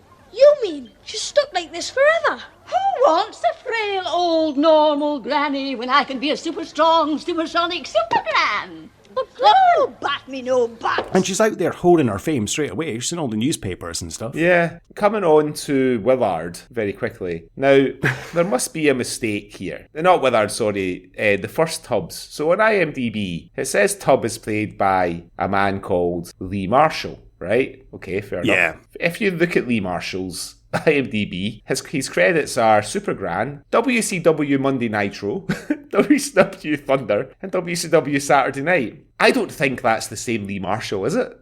It also said he was born in 1949, which would have meant that he would have been in his 30s when he played Tubb. Can he be? No, it's definitely not, right? Because, Lee Marshall was an American professional wrestling announcer. Yeah, he was born in 1949. He died in 2014. Yeah. And he was WCW announcer and Women of Wrestling announcer as well. No, he's never been in Super Gran. So it's definitely a bit of crossed wires there from IMDb. I think someone needs to sort that out. It's a different Lee Marshall. Someone's having a laugh. Yeah. And did you notice as well, so in the first episode, they refer to Campbell as the Rotter, or the Rotter Campbell. Yes. And then over the episode, he becomes Scunner, and then he's Scunner from there on out. I mean, the word Scunner is underrated and underused Scottish word, because it's brilliant. Somebody can be a Scunner. Oh, see him, he's a fucking Scunner. Or you can have a bit of bad luck. Oh, Aberdeen lost again today. I know it's a Scunner. You know what I mean? It's just such a fucking great word. You know? Yeah. It is. You're right. It can also be a verb. I'm scunnered. Oh yeah, of course, yeah. But it is a perfect name for a character. In this, yeah. And I think a lot of inspiration from Super Gran apparently did come from like the Beano. Yeah, and clearly. You can tell that. And none more so, I think, in the second episode, which we looked at, which is Season 1, Episode 3, Super Gran and the Course of True Love, which guest stars Billy Connolly. And that is about eccentric Scottish millionaire Angus McSporran comes to Chiselton to ask Super Gran for a hand in marriage. Simultaneously, Scunner Campbell is also marrying the black pudding heiress, Lady Valerie Glut. And there's a scene where Scunner is wooing Lady Valerie Glut, and she is eating a plate of mashed potatoes, sausages and peas that is the type you would see Dennis the Menace and Nasher eating in the Beano. So I did like that kind of, it's, is that, would you term that as wackiness, which is the kind of thing you didn't like, or is that just a little nod to its roots in a way? I don't mind, look, I mean, when you put it in those terms, it's a comic book, like a very British comic book sort of theme. It's fine. But, I think, if you think about it, right, when this came out, it was a weekly 25-30 minute show, right? So you'd be up to your ears in Super Gran and the Scunner Campbell and all the wackiness, and then you would have 7 days to recover, right? But when you're doing 5 episodes for a podcast and you're busy and you're making time to watch it, it's the wackiness is a bit overwhelming, it's a bit overwhelming. I can agree with you, because normally, as I say, I watch everything twice for the podcast, and I have to admit what I did for the second watch was I just played it on the computer, put my AirPods in, and just pottered around the house effectively listening to it, Right. because I knew what I was going to see, and it was just in case I picked up any sound bites, of which I will run through a list later on of Scunner Campbell's insults, because some of them are fantastic, and we'll come on to that. Yeah. So I did wonder if it was the thing. So of course Billy Connolly did the theme song. Do you want to go through the theme song now, or will we save that for later? No, let's go through the theme song, because a consequence of watching 5 episodes of Super Gran, just as a warning to our listeners, because I'm a sufferer of this myself, is that at any given moment you might start going da-dun, da-dun, dun, da-dun, dun, da-dun. So just be warned. So a lot of there's a couple of lyrics that obviously, because we'll come to this towards the end, Super Gran is potentially being made into a major motion picture. I mean, coming up. I will go as far to say that the lyrics to the Super Gran song, the first 2 verses anyway, which are the only 2 verses that you hear on the TV show, there is a third verse where clearly Connolly ran out of inspiration somewhat. But the first 2 verses, I mean, it's fucking poetry. It's poetry. She makes them look like a bunch of fairies. She's got more bottle than United Dairies. Now, you couldn't get away with that nowadays. You wouldn't be able to say she makes them look like a bunch of fairies. But that's brilliant songwriting. But I agree. So the first verse is, stand back Superman, Iceman, Spider-Man, Batman and Robin too. Don't want to cause a ruckus, but B.A. Baracus, have I got a match for you? Brilliant. She makes them look like a bunch of fairies. She's got more bottle than United Dairies. Hang out, look out for Super Gran. You're right, it's fucking brilliant. That is absolutely brilliant. I always appreciated the fact that, because Iceman is not as well known a superhero as Superman or Spider-Man, Batman or Robin. And I knew Iceman, first of all, from the cartoon Spider-Man and His Amazing Friends, which was his Amazing Friends being Iceman and Firestar. So I remember being quite impressed when I was a kid, and Iceman was ranked alongside Superman, Spider-Man, and Batman and Robin. But then the second verse, they go into real life people. So you can take your heroes, your Robert De Niro's, your Al Pacino too, and Big Stallone is just another phony. He couldn't lace her shoes. Well, he says, and Big Stallone is just another phony. Big Stallone. Sorry, you're right. It's just another phony. He couldn't lace her shoes. After her, they're all big girls' blouses. You couldn't get away with that nowadays. She's got more front than a row of houses. Hang out, look out for Super Gran. You're right. The first 2 verses are absolute fucking genius poetry. You're right. The third one does get a little bit... It goes to shit in the... awry. It goes out the fucking window in the third verse. Yeah. She'll do the things that you never saw your granny do. On your bike, Wonder Woman. Let's just say you had it coming. This one is for real. Charlie's Angels, pack it in before it gets embarrassing. This lady's solid steel. She comes on strong like a Bengal lancer. She'll make you all look like a bunch of chancers. Hang out, look out for Super Gran. I'll put the first verse in at the end of the episode because I don't want to put it all in for copyright reasons. But you're right. It's a fucking great, but you're right. It's been stuck in my head. Yeah, it's I know, just at any given moment. Da-ding, da-ding, ding, da-ding, ding. Yes. So there is a video on YouTube of Connolly with a band. I think they're on Top of the Pops performing Super Gran, the Super Gran song, with a couple of very, very beautiful backing dancers dressed up in sort of Victorian tartan clothing, bizarrely. Well, because it was released as a single in March 1985. Yeah. It reached number 32 in the singles chart in the UK. That's they were absolutely robbed. Absolutely robbed. I'm surprised, number 32. I thought it would have been a lot higher than that. But bearing in mind that this song has been living rent-free in my house, in my head all week, and given Connolly's performance, his guest performance in... the second episode we covered. Do you think Connolly was still in the cans when he did Super Gran? Or do you... Because I know it was around. Yes, I do. I know it was around about this time that he stopped drinking. You know. Yes, I think he was, given his performance, because it is quite over the top. But I guess it needs to be for this show. Everything's over. Yeah, for sure. And he is great, and he is taking, not the piss out of himself, but he's taking the piss out of, I guess, Scottish-ness and culture, and it is quite funny in terms of the way he delivers things, and he's this eccentric millionaire, and he keeps saying, "I'm no foreign, I'm Scottish." Yeah. A couple of times he says to the sort of Geordie Indian ticket office man, who definitely wouldn't be allowed nowadays either. It was a different time. Good day, my buddy, me laddie, and where's the park? What man? The park, man, the park, Chiselton Park. No understanding. You foreign? I'm not foreign, I'm Scottish. But yeah, his guest turn was very good. Did you prefer his guest turn or the guest turn that we had in the third episode, which was season 1, episode 6, Super Gran Grounded, in which the Honourable Bertrand Battenberg visits Chiselton, and Mad Mick of Merseyside is out to replace him with a mechanical double and kidnap the original.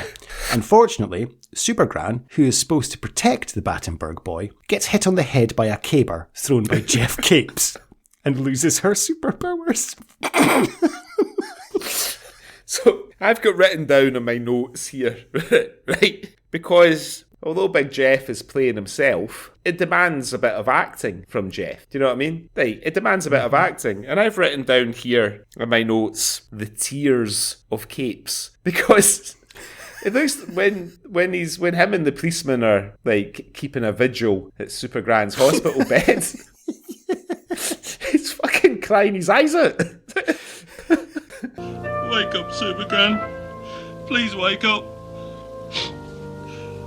The Lady Battenberg's relied on you. The whole country's relied on you to protect the Honourable Bertrand today. It was an accident, Super Gran. I didn't mean it. Because he feels guilty.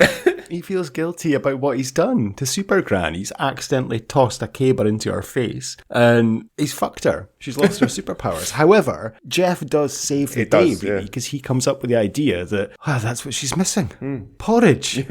We'll feed her loads of porridge. Off a wooden spoon. Yes.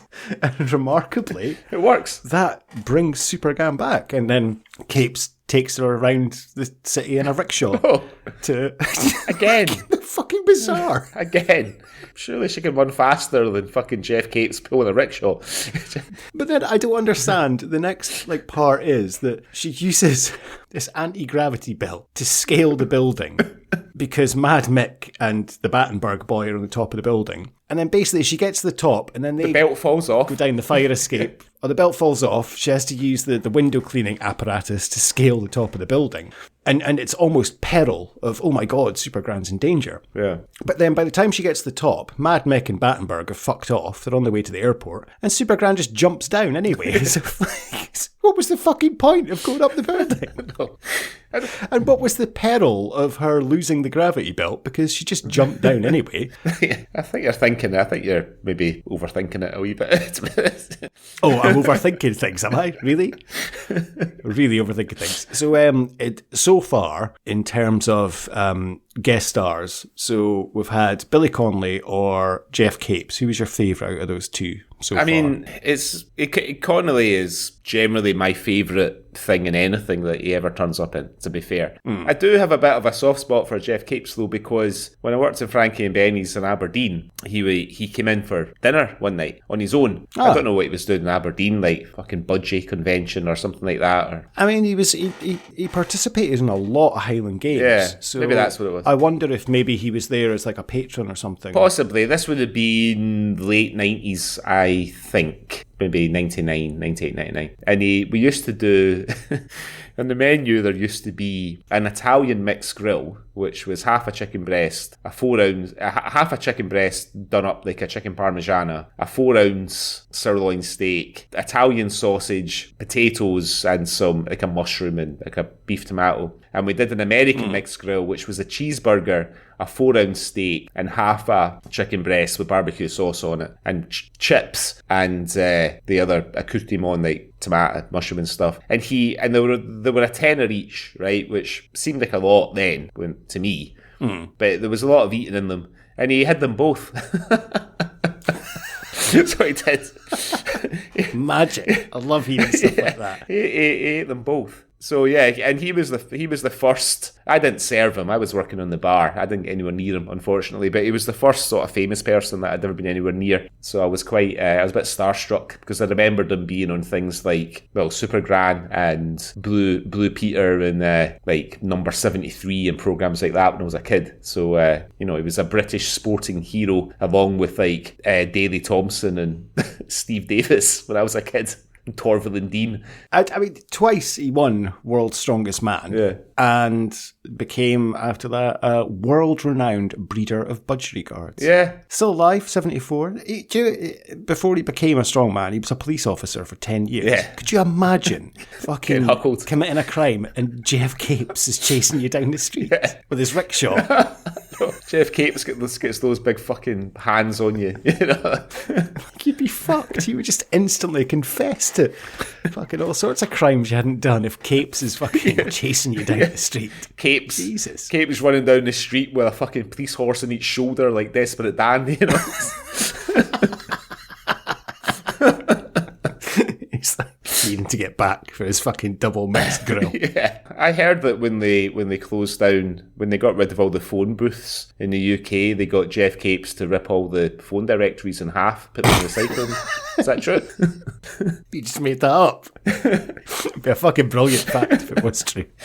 Yeah, I might have just made it up. I guess, so we've still got 2 episodes to speak about. Before we do, actually, I guess we haven't really spoken properly about Scunner Campbell, playing by Ian Cuthbertson. And he's fucking brilliant. He just chews up the scenery. He is doing exactly what he's been employed to do in this. And he delivers some of the greatest insults that are on the show. And there's probably one every episode, or at least 2. So it's usually Tub or Super Gran that he's speaking about. So he does call Tub a prune. He calls him a barrel of bundling incompetence.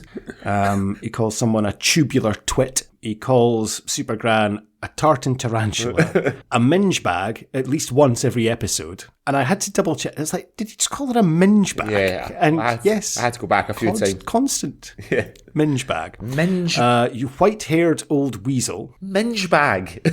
Minge bag. In 1985, minge bag. And it was still ongoing in 87 as well. He was still calling her a minge bag. He calls, I think my favourite one is in the last episode we've watched, he calls the woman from the bank Frazzle Face. Yeah, he does. About 3 times.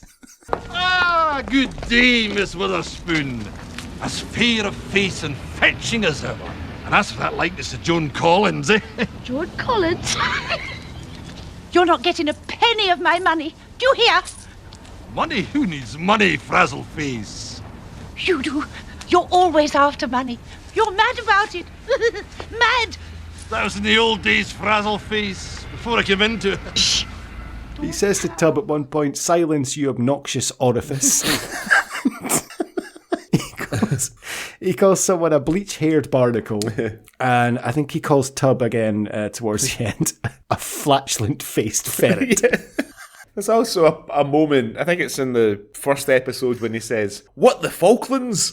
Oh, yes. Sorry, I missed that. Sorry, yes. Yeah, amazing list of insults. And he just chews up the scenery, but this is exactly what you need from him in this kind of role. He's fucking brilliant. He steals the show for me. Oh, spoiler alert. Yeah, he is. He's amazing. He is absolutely brilliant. And the thing is, like, he's in, if you look at his IMDb, it's all quite, well, there's a few bits and bobs, like later on, like the Baldy Man and the Tales of Parahandy, and he turns up in Rabsy Nesbitt as well, but before all that, it's like he's in City Lights too, but before all that, it's fairly serious drama that he's doing. Yeah. He's in Gorillas in the Mist with Sigourney Weaver. Which must have been after. It was. Or can you imagine him going there for the interview? Here's my show reel, you know. What the Falklands? Yes, this is the part where I call it a minge bag. This is the part when I call her Frazzle Face.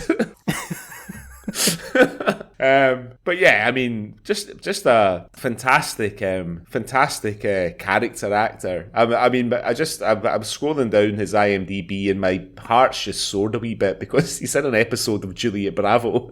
I try and find that one, but he was also in Bullman, which was where Mark McManus got his start before he went on to Taggart, I believe. Oh, yeah. Yeah, just a fucking great actor. And again, probably like Gundren, it's fucking 27 episodes, I know, steady fucking check. I'm the sort of second lead.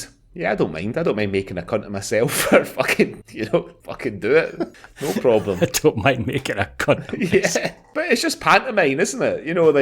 It's essentially pantomime. That's exactly. You'd often see that, I don't think it happens so much now, but like quite serious, quite actors well known for drama in the 70s and 80s would often supplement their income by doing fucking Cinderella at the Glasgow Pavilion November and December, or you know what I mean? I remember what's his name? It's the actor called who played Dirty Den, Leslie Grantham.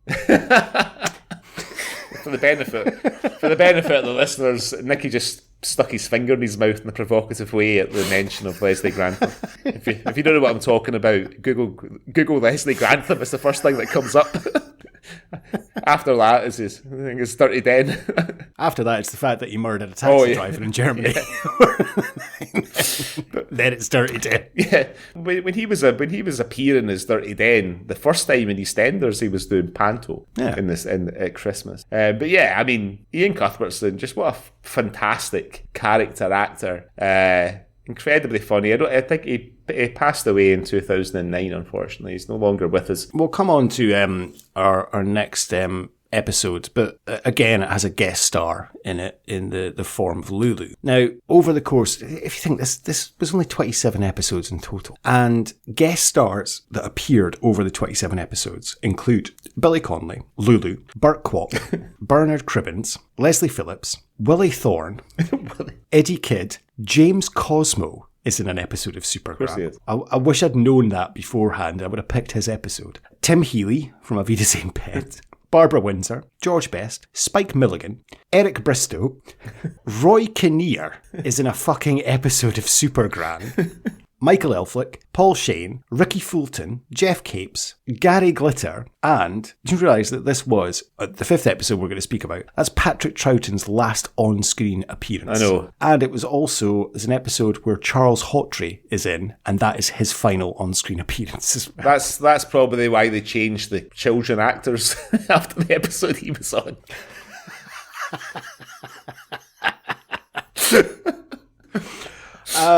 Right, so I wanted a couple of things I want to discuss because I'm not touching that. Is episode 4 that we looked at, series 1, episode 12, Super Gran and the Raving Beauty Contest. So this is when Super Gran organises a Chiselton beauty contest. Scunner is tasked by the head of the Gangsters Guild to make sure that her daughter Wanda ends up the winner, but Super Gran's niece Isla St. Porridge, played by Lulu, also arrives to enter the contest. Now, what I want to talk about this is the head of the Gangsters Guild. That's meant to be Thatcher, isn't it? Yeah, for sure. For sure. Yeah, I thought that was a nice touch, actually. Like, it couldn't be more obvious that it's Thatcher. Other note I have is, we spoke about her earlier in the episode, but Lulu in a bikini, discuss. I've always had a soft spot for Lulu. Always. Yeah, she's, yeah, I know exactly what you mean. And she's still, I watched her, I think you and I spoke about it in the summer. She was on Who Do You Think You Are? The BBC programme where famous people are sort of taken through their family tree and stuff, and her granddad was a fucking absolute headbanger. So it was.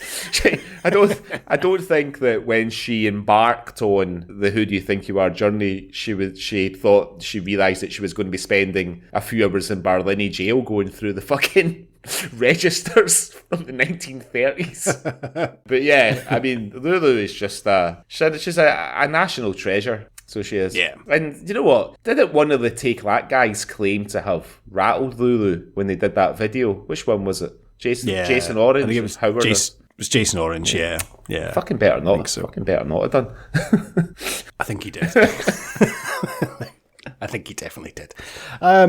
She's great as well, hamming it up as, again, very stereotypical, over-the-top Scottish performance, wearing all tartan, very much like Angus MacSporran. Yeah. And her name's Isla St. Porridge. It's maybe a little bit too much, but she's great as well. It's fun. Yeah, it's a bit on the nose, Isla MacSporran. Isla St. Porridge. St. Porridge, sorry. And the thing that I liked about her in that is that she... Bear in mind that Lulu started her career as a singer. She's quite comfortable poking fun at herself.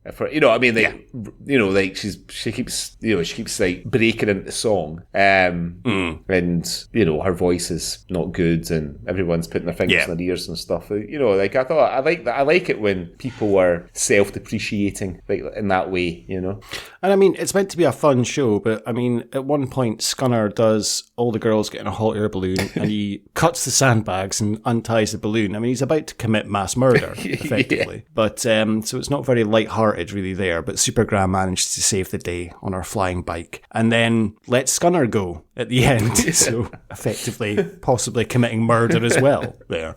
Yeah, he manages to get back again. So for the next episode. And then so the last episode we cover, episode 5, is season 2, episode 12, Super Gran in the Heir Apparent, where Scunner comes into money when he claims to be the rightful heir to Roderick of Roderick, Great Sporran of the Isles. But to prove his worth, he has to spend the night in the haunted wing of Roderick's castle on Halloween. It's the only episode from the second series that we did for this episode. Yeah, I did want to do the first one because it's got Gary Glitter as a pigeon racer, but I thought I better not do Gary Glitter on the Swally. Just think of that sentence. Gary Glitter as a pigeon racer. I mean, only in the 1980s. You know what I mean? I think his character's name is Newcastle Brown as well. But yeah, so the show, like when you get into the second series, it feels a bit different. You know what I mean? The show feels different. Obviously, we've mentioned already, there's different actors playing the Edison and Willard and Tubb. One thing we didn't mention, in one of the last, I think the last episode we covered in the first series, Edison has disappeared, and like Willard...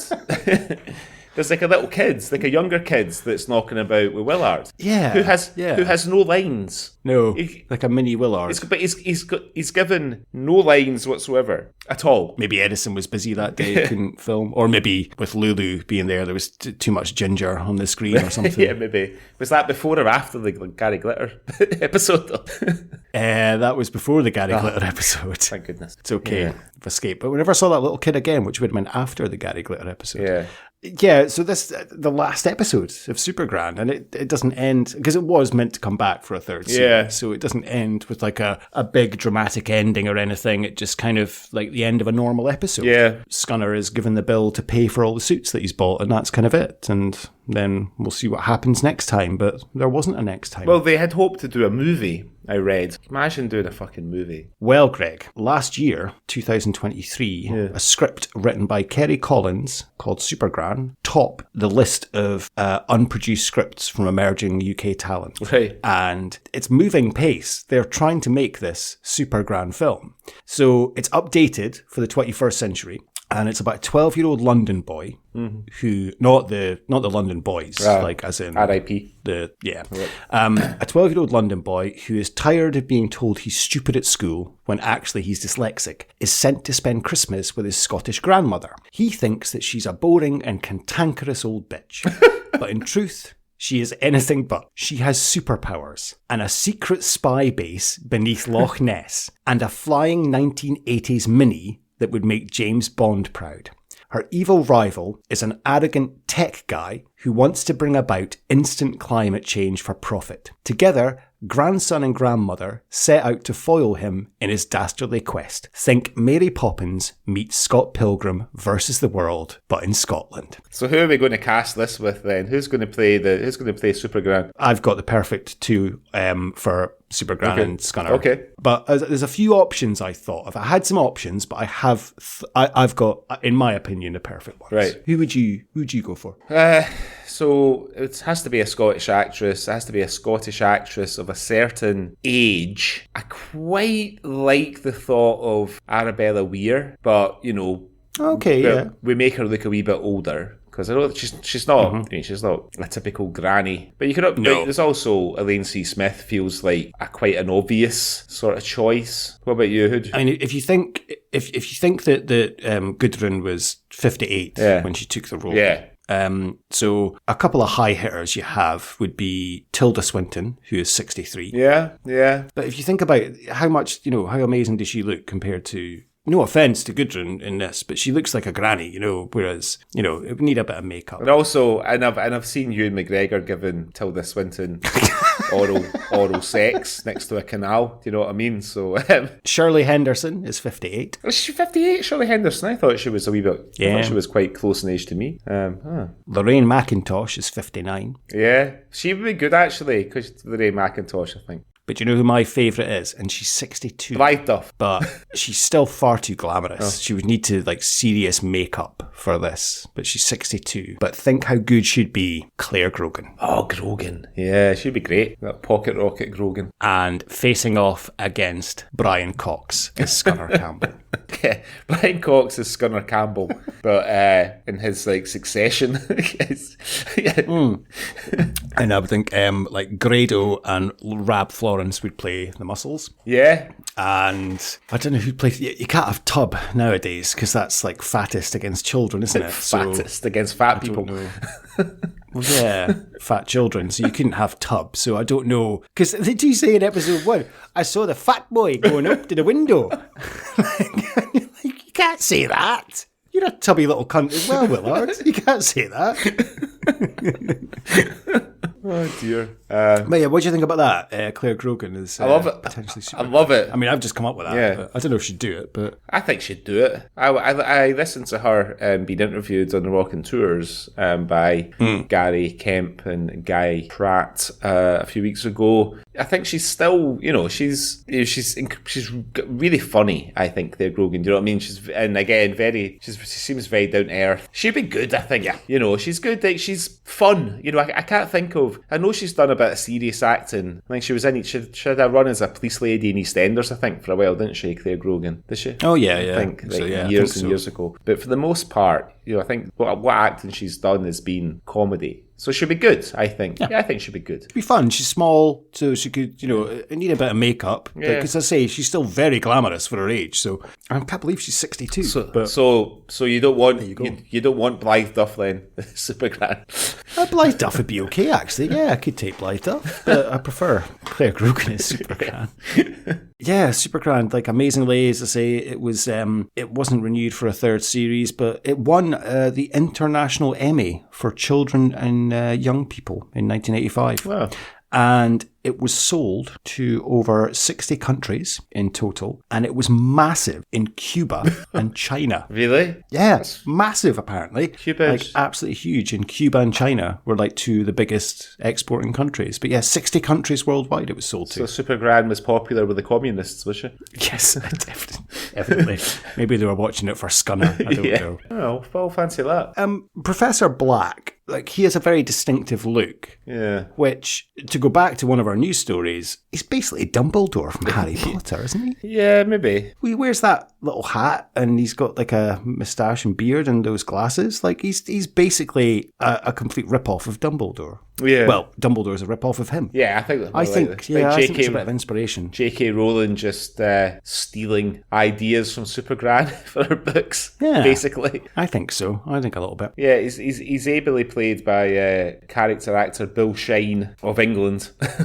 He's one of those guys who he's one of those actors who would just pop up in everything, I think, at that time, but he would pop up in everything, but you would be racking your brains to remember what you'd seen him in, Yeah, he's a that guy. Yeah. Well, exactly, yeah. That's a good way to describe him. He's definitely a that guy. And yeah, Super Gran also spawned 2 computer games for the Commodore 64, ZX Spectrum and Amstrad. I didn't have either of them. I don't know if you played them? I don't remember. I certainly don't remember them. I meant to see if anybody had put any YouTube footage of them up on. I'm sure somebody probably has. Yeah. There must be.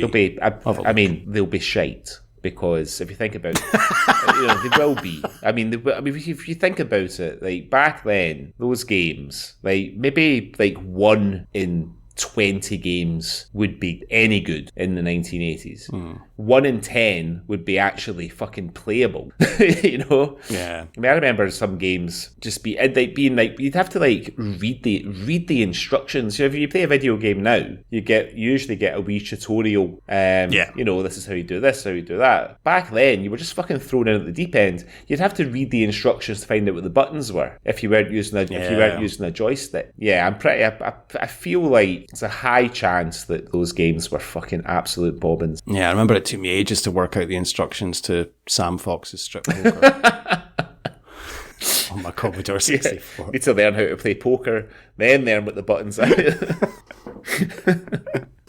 Yeah, no, I agree. Because I often have fond memories. One game I remember loving, but I bet I need to look it up. Actually, I bet that's on YouTube. There was an Andy Cap game. I used to play that. Yeah, basically, you can watch it on went YouTube. To the bookies. Yeah. Oh, is it? Because I wonder if it's how I remember it. Okay, I'm going to watch that later on. It's exactly how you remember it. That's the thing. The Andy Cap game. Go to the bookies, put a light on. Yes. Go to the pub, have a pint. Go home, beat the wife. Yes. I used to play that when I was like 10 or 11. Get in a fight with a policeman. Yes. Oh, I'm definitely watching that later. You don't get games like, well, you do get games like that nowadays. But you know what I mean? I remember, the thing is, like, a famous game is Jet Set Willy. And the guy who developed it, like, when you get to the end of the game, it just ends because the guy who developed it thought, nobody will get this far. Can't be arsed doing it anymore. Just stopped. So just say that was him finished. You know what I mean? So there's no like, well done for getting to the end of the game or anything. It was just the game just ended. That's it. All over. Alas. Yeah, alas. Okay. Right. Any more on Super Gran? Great. I don't think so. I'm looking at my notes here. I mean, Lulu in a tartan bikini is probably the thing that I'll take away from this episode of the Culture Swally. Yeah. To be honest. I'm definitely going to, I might rewatch that episode. Yeah. If only it was in better resolution on YouTube. Yes, of course. In HD. We need a Blu-ray release of that episode of Super Gran, please. Just that episode. Can fucking keep the rest of them. No, I think we can put Super Gran through. God, you remembered something. I've got one thing that I thought of. So the episode with Geoff Capes and Super Gran is saves the day. She pulls down the helicopter that Mad Mick is trying to escape in, and he gets arrested. And Super Gran goes to see Lady Battenberg. Super Gran. At the very end. And she thanks Super Gran for saving her son. And then Super Gran leaves with a stuffed corgi. Yeah. What the fuck is that all about? That's the thing. I thought to myself, it's just because it sounds as though that's been a gift, right? Because you hear the voices. and obviously, Lady Battenberg, the actress doing her voice, is sending up the late Queen. And Freddie Mercury. Dale. Yeah, I mean, if you're spending, you try to tell me that there was no money for a fucking real dog. 2 million, 2 million fucking quid. Would it make more sense if she'd left with a massive, like, giant Battenberg cake? Yeah. Surely made more sense than a real, a stuffed duck, or a real duck. Or even Geoff Capes was on set, get some budgies or something. Yeah. The idea of Capes with fucking hundreds of budgies on his broad shoulders. Got a gift for you, Super Gran. A positive version of the birds. Yeah. But, with budgies. Yeah, exactly. That's me done with Super Gran, I think. Yeah, that was my last comment about the stuffed corgi. I still can't work out what the fuck was going on there. I know. Anyway. I meant to, I did wonder, because one of the things that made me feel really good when I put the first episode on was obviously the the animated opening credit. I enjoyed, which I'll clip and we'll put on our Instagram. I enjoyed that. But the thing I enjoyed the most about it was how the credits move in time to the music. You don't get that anymore. Like when we were kids, programs like Why Don't You, Henry's Cat, Rhubarb and Custard, like the credits, like they were in time, they wobbled or moved in time to the music. I think TV programs don't do that anymore. I don't know. I don't watch much kids' television nowadays, Greg, to be quite honest. But, I don't either, but any TV programs don't do that anymore, I don't think. I don't know. Or maybe they do. I don't watch kids' TV either. They probably all do it. I'm getting upset over nothing, probably. Yeah, probably. I'd imagine they do. Anyway. All right. Right. Let's put it through the Swally Awards, which might be quite quick, I think. It will be. Obviously, the Francis Begbie Award for swearing, unless you count the gratuitous use of the word minge bag in every episode. I've got minge bag written down. Yeah. And mercifully, the Ewan McGregor Award for nudity, unless you count Lulu in her bikini, which we can. I've written thankfully none, but no nudity, no. Okay, so the first award then is the James Cosmo Award for being in everything Scottish. Should say that this programme is set in Tynemouth in the northeast of England and was made by Tyne Tees Television. So, we're being a bit fast and loose with the whole Scottish thing. But who did you go for here? I went with Ian Cuthbertson. Right. Just looking at his... I mean, you could argue Billy Connolly because he's in an episode, but I went with Ian Cuthbertson just purely because I looked at his IMDb and saw, Rhapsody Nesbitt, City Lights, Parahandy, Baldy Man, like a lot of Scottish stuff. So I went with him. Yeah. What about you? Well, yeah, I went with Ian Cuthbertson too, but if you look at the whole series and not just the episodes we watch, so I have to give it to Cosmo because he's in an episode. Oh, I see. So Cosmo's getting it for something that we didn't even talk cover. about. Yeah, right. Yeah. Yeah, I mean, okay, if you looked at it that way. Next award then, Maggie Brune's new boyfriend, the Jake McQuillan Award for your teaser. What did you go for? It's got to be Capes hitting Super Gran with a caber. I had Super Gran sinking the boat with a cannonball in the first episode. Fair enough. Yeah. Yeah, that's fair enough, yeah. Okay, so we've gone through the swearing and the nudity already. It's an interesting one. I've gone for a deep cut here, but the archetypal Scottish moment. I just went with the names Angus McSporran and Isla St. Porridge, but I'm looking forward to hearing what your deep cut is. So we spoke about it already, the episodes with Geoff Capes when Super Gran is in the hospital and the bang in the head has made her lose her superpowers, and they make her porridge. Now, they are pouring, like Geoff and the policeman are pouring fucking tons of salt into the porridge. That is an archetypal Scottish moment. Porridge with hundreds of salt. I was explaining this to my new Dutch friend just the other day because I was making her breakfast and she said that normally she'll have porridge. And I was like, oh, really? What do you have in it? And she's like, oh, like, banana and blueberries and a bit of honey and stuff. And I was like, all right, okay. And I was like, well, obviously porridge is Scottish. I was like, it's basically made with, I said, well, milk if you're lucky, but it used to be just fucking boiling water and salt. Yeah. And she's like, that's fucking disgusting. And I was like, yeah, that's porridge though. So you're right. They do make it. And I did notice they're just putting in the oats, boiling water, fucking lashings of salt. Yeah. Let's get table salt in there. That's, there we go.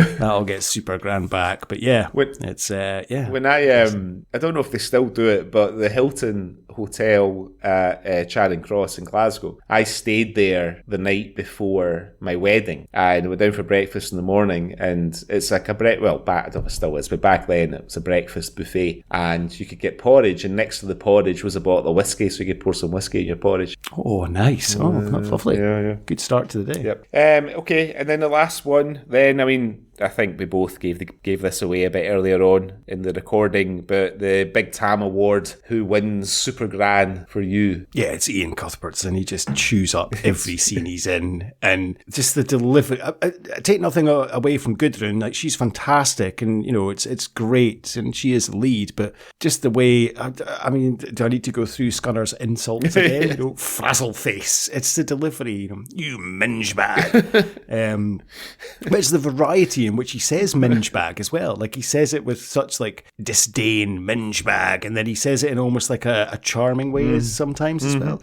Oh, what are you up to today, you old minge bag? It's... I have to say, it's just wonderful. Your Scunner Campbell impression is very, very good. Oh, thank you very much. Much appreciated. Very, very good. I've watched and listened to a lot of Super Gran this week, so I have been practicing my frazzle face and minge bag. And what's the silence, you obnoxious orifice. Anyway. Yeah. Oh, dear. All right. Okay, so that was Super Gran. So I did think about getting my 13-year-old daughter to watch a little bit of Super Gran and see what she thought of it. But as I was thinking of the idea, I could see the eyebrow raising already on her young face. She would just be like, "What the fuck is this? Why are you making me watch this?" So I decided against it. Probably the second like Edison comes on screen, she'd be like, "What?" And then probably not be too impressed when they say, "We saw the fat boy going into the building." It flashes to Tub eating a fucking Mr. Whippy. Oh, never mind. Okay. Well, that was Super Gran. 5 episodes of Super Gran. If you want us to cover the other 22 episodes, I think you'll be shit out of luck. Or maybe we could do if there's interest, if you'd like to hear us do the other 22 episodes of Super Gran, we'll set up a Patreon. Yes, send us all your money. We'll do it. We'll do the rest, definitely. But until then, no. But I am actually going to watch that episode with Gary Glitter as the pigeon racer in Newcastle Brown. Definitely watching that. Okay. 80s. Right. So Super Gran was my choice, Greg. And what are you going to pick for episode 98 of the Culture Swally, our next episode? Well, long-term listeners will remember back around December 2022, we participated in the Scottish podcast collaboration with some other Scottish podcasters, and one of the podcasters we met was the fantastic Ali from the Scots Way Hey podcast, and he very, very kindly had us on his show, and we had a wee chat with him, and he recommended a few things for us to cover on the Culture Swally. One of the things that he mentioned is something that I've not seen since it came out, but I remember I was living in Glasgow at the time when it was being filmed, and there was a lot of excitement about it. So I've chosen from 2005 the action thriller directed by Louis Leterrier, written by Luc Besson, who wrote Nikita and Leon, the Professional, starring Jet Li and Morgan Freeman and Kerry Condon and Bob Hoskins, but set in Glasgow, sometimes known as Danny the Dog, the film Unleashed. So that's what we're watching. I've never seen it. You've never seen it? Never seen it, no. I can... Fantastic. Not to take too much away from the next episodes, but there's one moment when Morgan Freeman's in the Spar, in the West End, like the Spar supermarket. Not the hotel Spa. He's in the Spar. Spar, which he... So near, so far, your local Spar. Yeah, talking to the shop assistant, and he tells Jet Li that the shop assistant runs the best supermarket in the whole of Glasgow. So, yeah, looking forward to watching Jet Li knock fuck out of some people for the next episode. Let me tell you, boy, this supermarket does the best well-fired rolls this side of Glasgow. Yeah. My Morgan Freeman's not as good as my Scunner Campbell. I need to practice. Brilliant. I cannot wait to unleash Unleashed on the next episode of the Culture Swally then. Thanks, Greg. All right, well, thank you very much for listening, everyone. I hope you enjoyed us discussing Super Gran, and I hope you enjoyed the Swally Rammy as well. If you'd like to get in touch with us about anything you've seen in the news, anything you'd like us to cover, or if you just want to drop us a line and say hello, or if you want to complain about the results of the Swally Rammy, then you can get in touch with us. You can email us on cultureswally@gmail.com, or you can follow us on Insta @CultureSwallyPod, or you can follow us on X, formerly known as Twitter, @SwallyPod. And we're on Threads as well. I think it's @CultureSwallyPod. Don't know. Never check it. I really need to update that. And we have a wonderful website as well, don't we, Greg? Yes, speaking of things that have been updated for a while, we do have a wonderful website. You can find us at cultureswally.com, where there's links to all their social media and their email, so you can get in touch with us through the website. Some articles, but there's an article about the Crankies. I don't mention whether Jeanette Cranky's handy in the ring or not. She probably is. And a wee blog feature on Sean Connery. So come over and visit us later. We should have had. I missed a trick there. It should have been Ian and Jeanette in a car key match where they'll put their car keys in a bowl and they pick out their opponent. Yeah, Jeanette and Ian in a car key match with Ricky Ross and Lorraine McIntosh, who are very, very reluctant to be... Because they know that no matter what happens, they're going to be the losers, you know.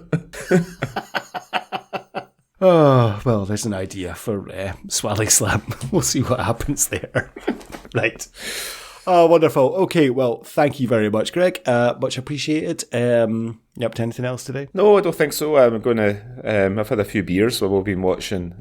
while we've been recording. So I've got the flavour, so I'll probably have a few more. I bought some... Nice. I bought some store... a shop that the company I work for run is closing down. It's like a kitchenware shop, and I bought some Stormtrooper helmet ice cubes. Ice cube molds. Oh, so okay. I'm gonna give them a road test later on. I think in some nice 25-year-old Glenfiddich that my stepfather brought me over when he came to visit last week. Nice. So, yeah. Lovely. Oh well, fantastic. Okay, well I hope you enjoy, and I'll see you next time for some unleashed action. Until next time.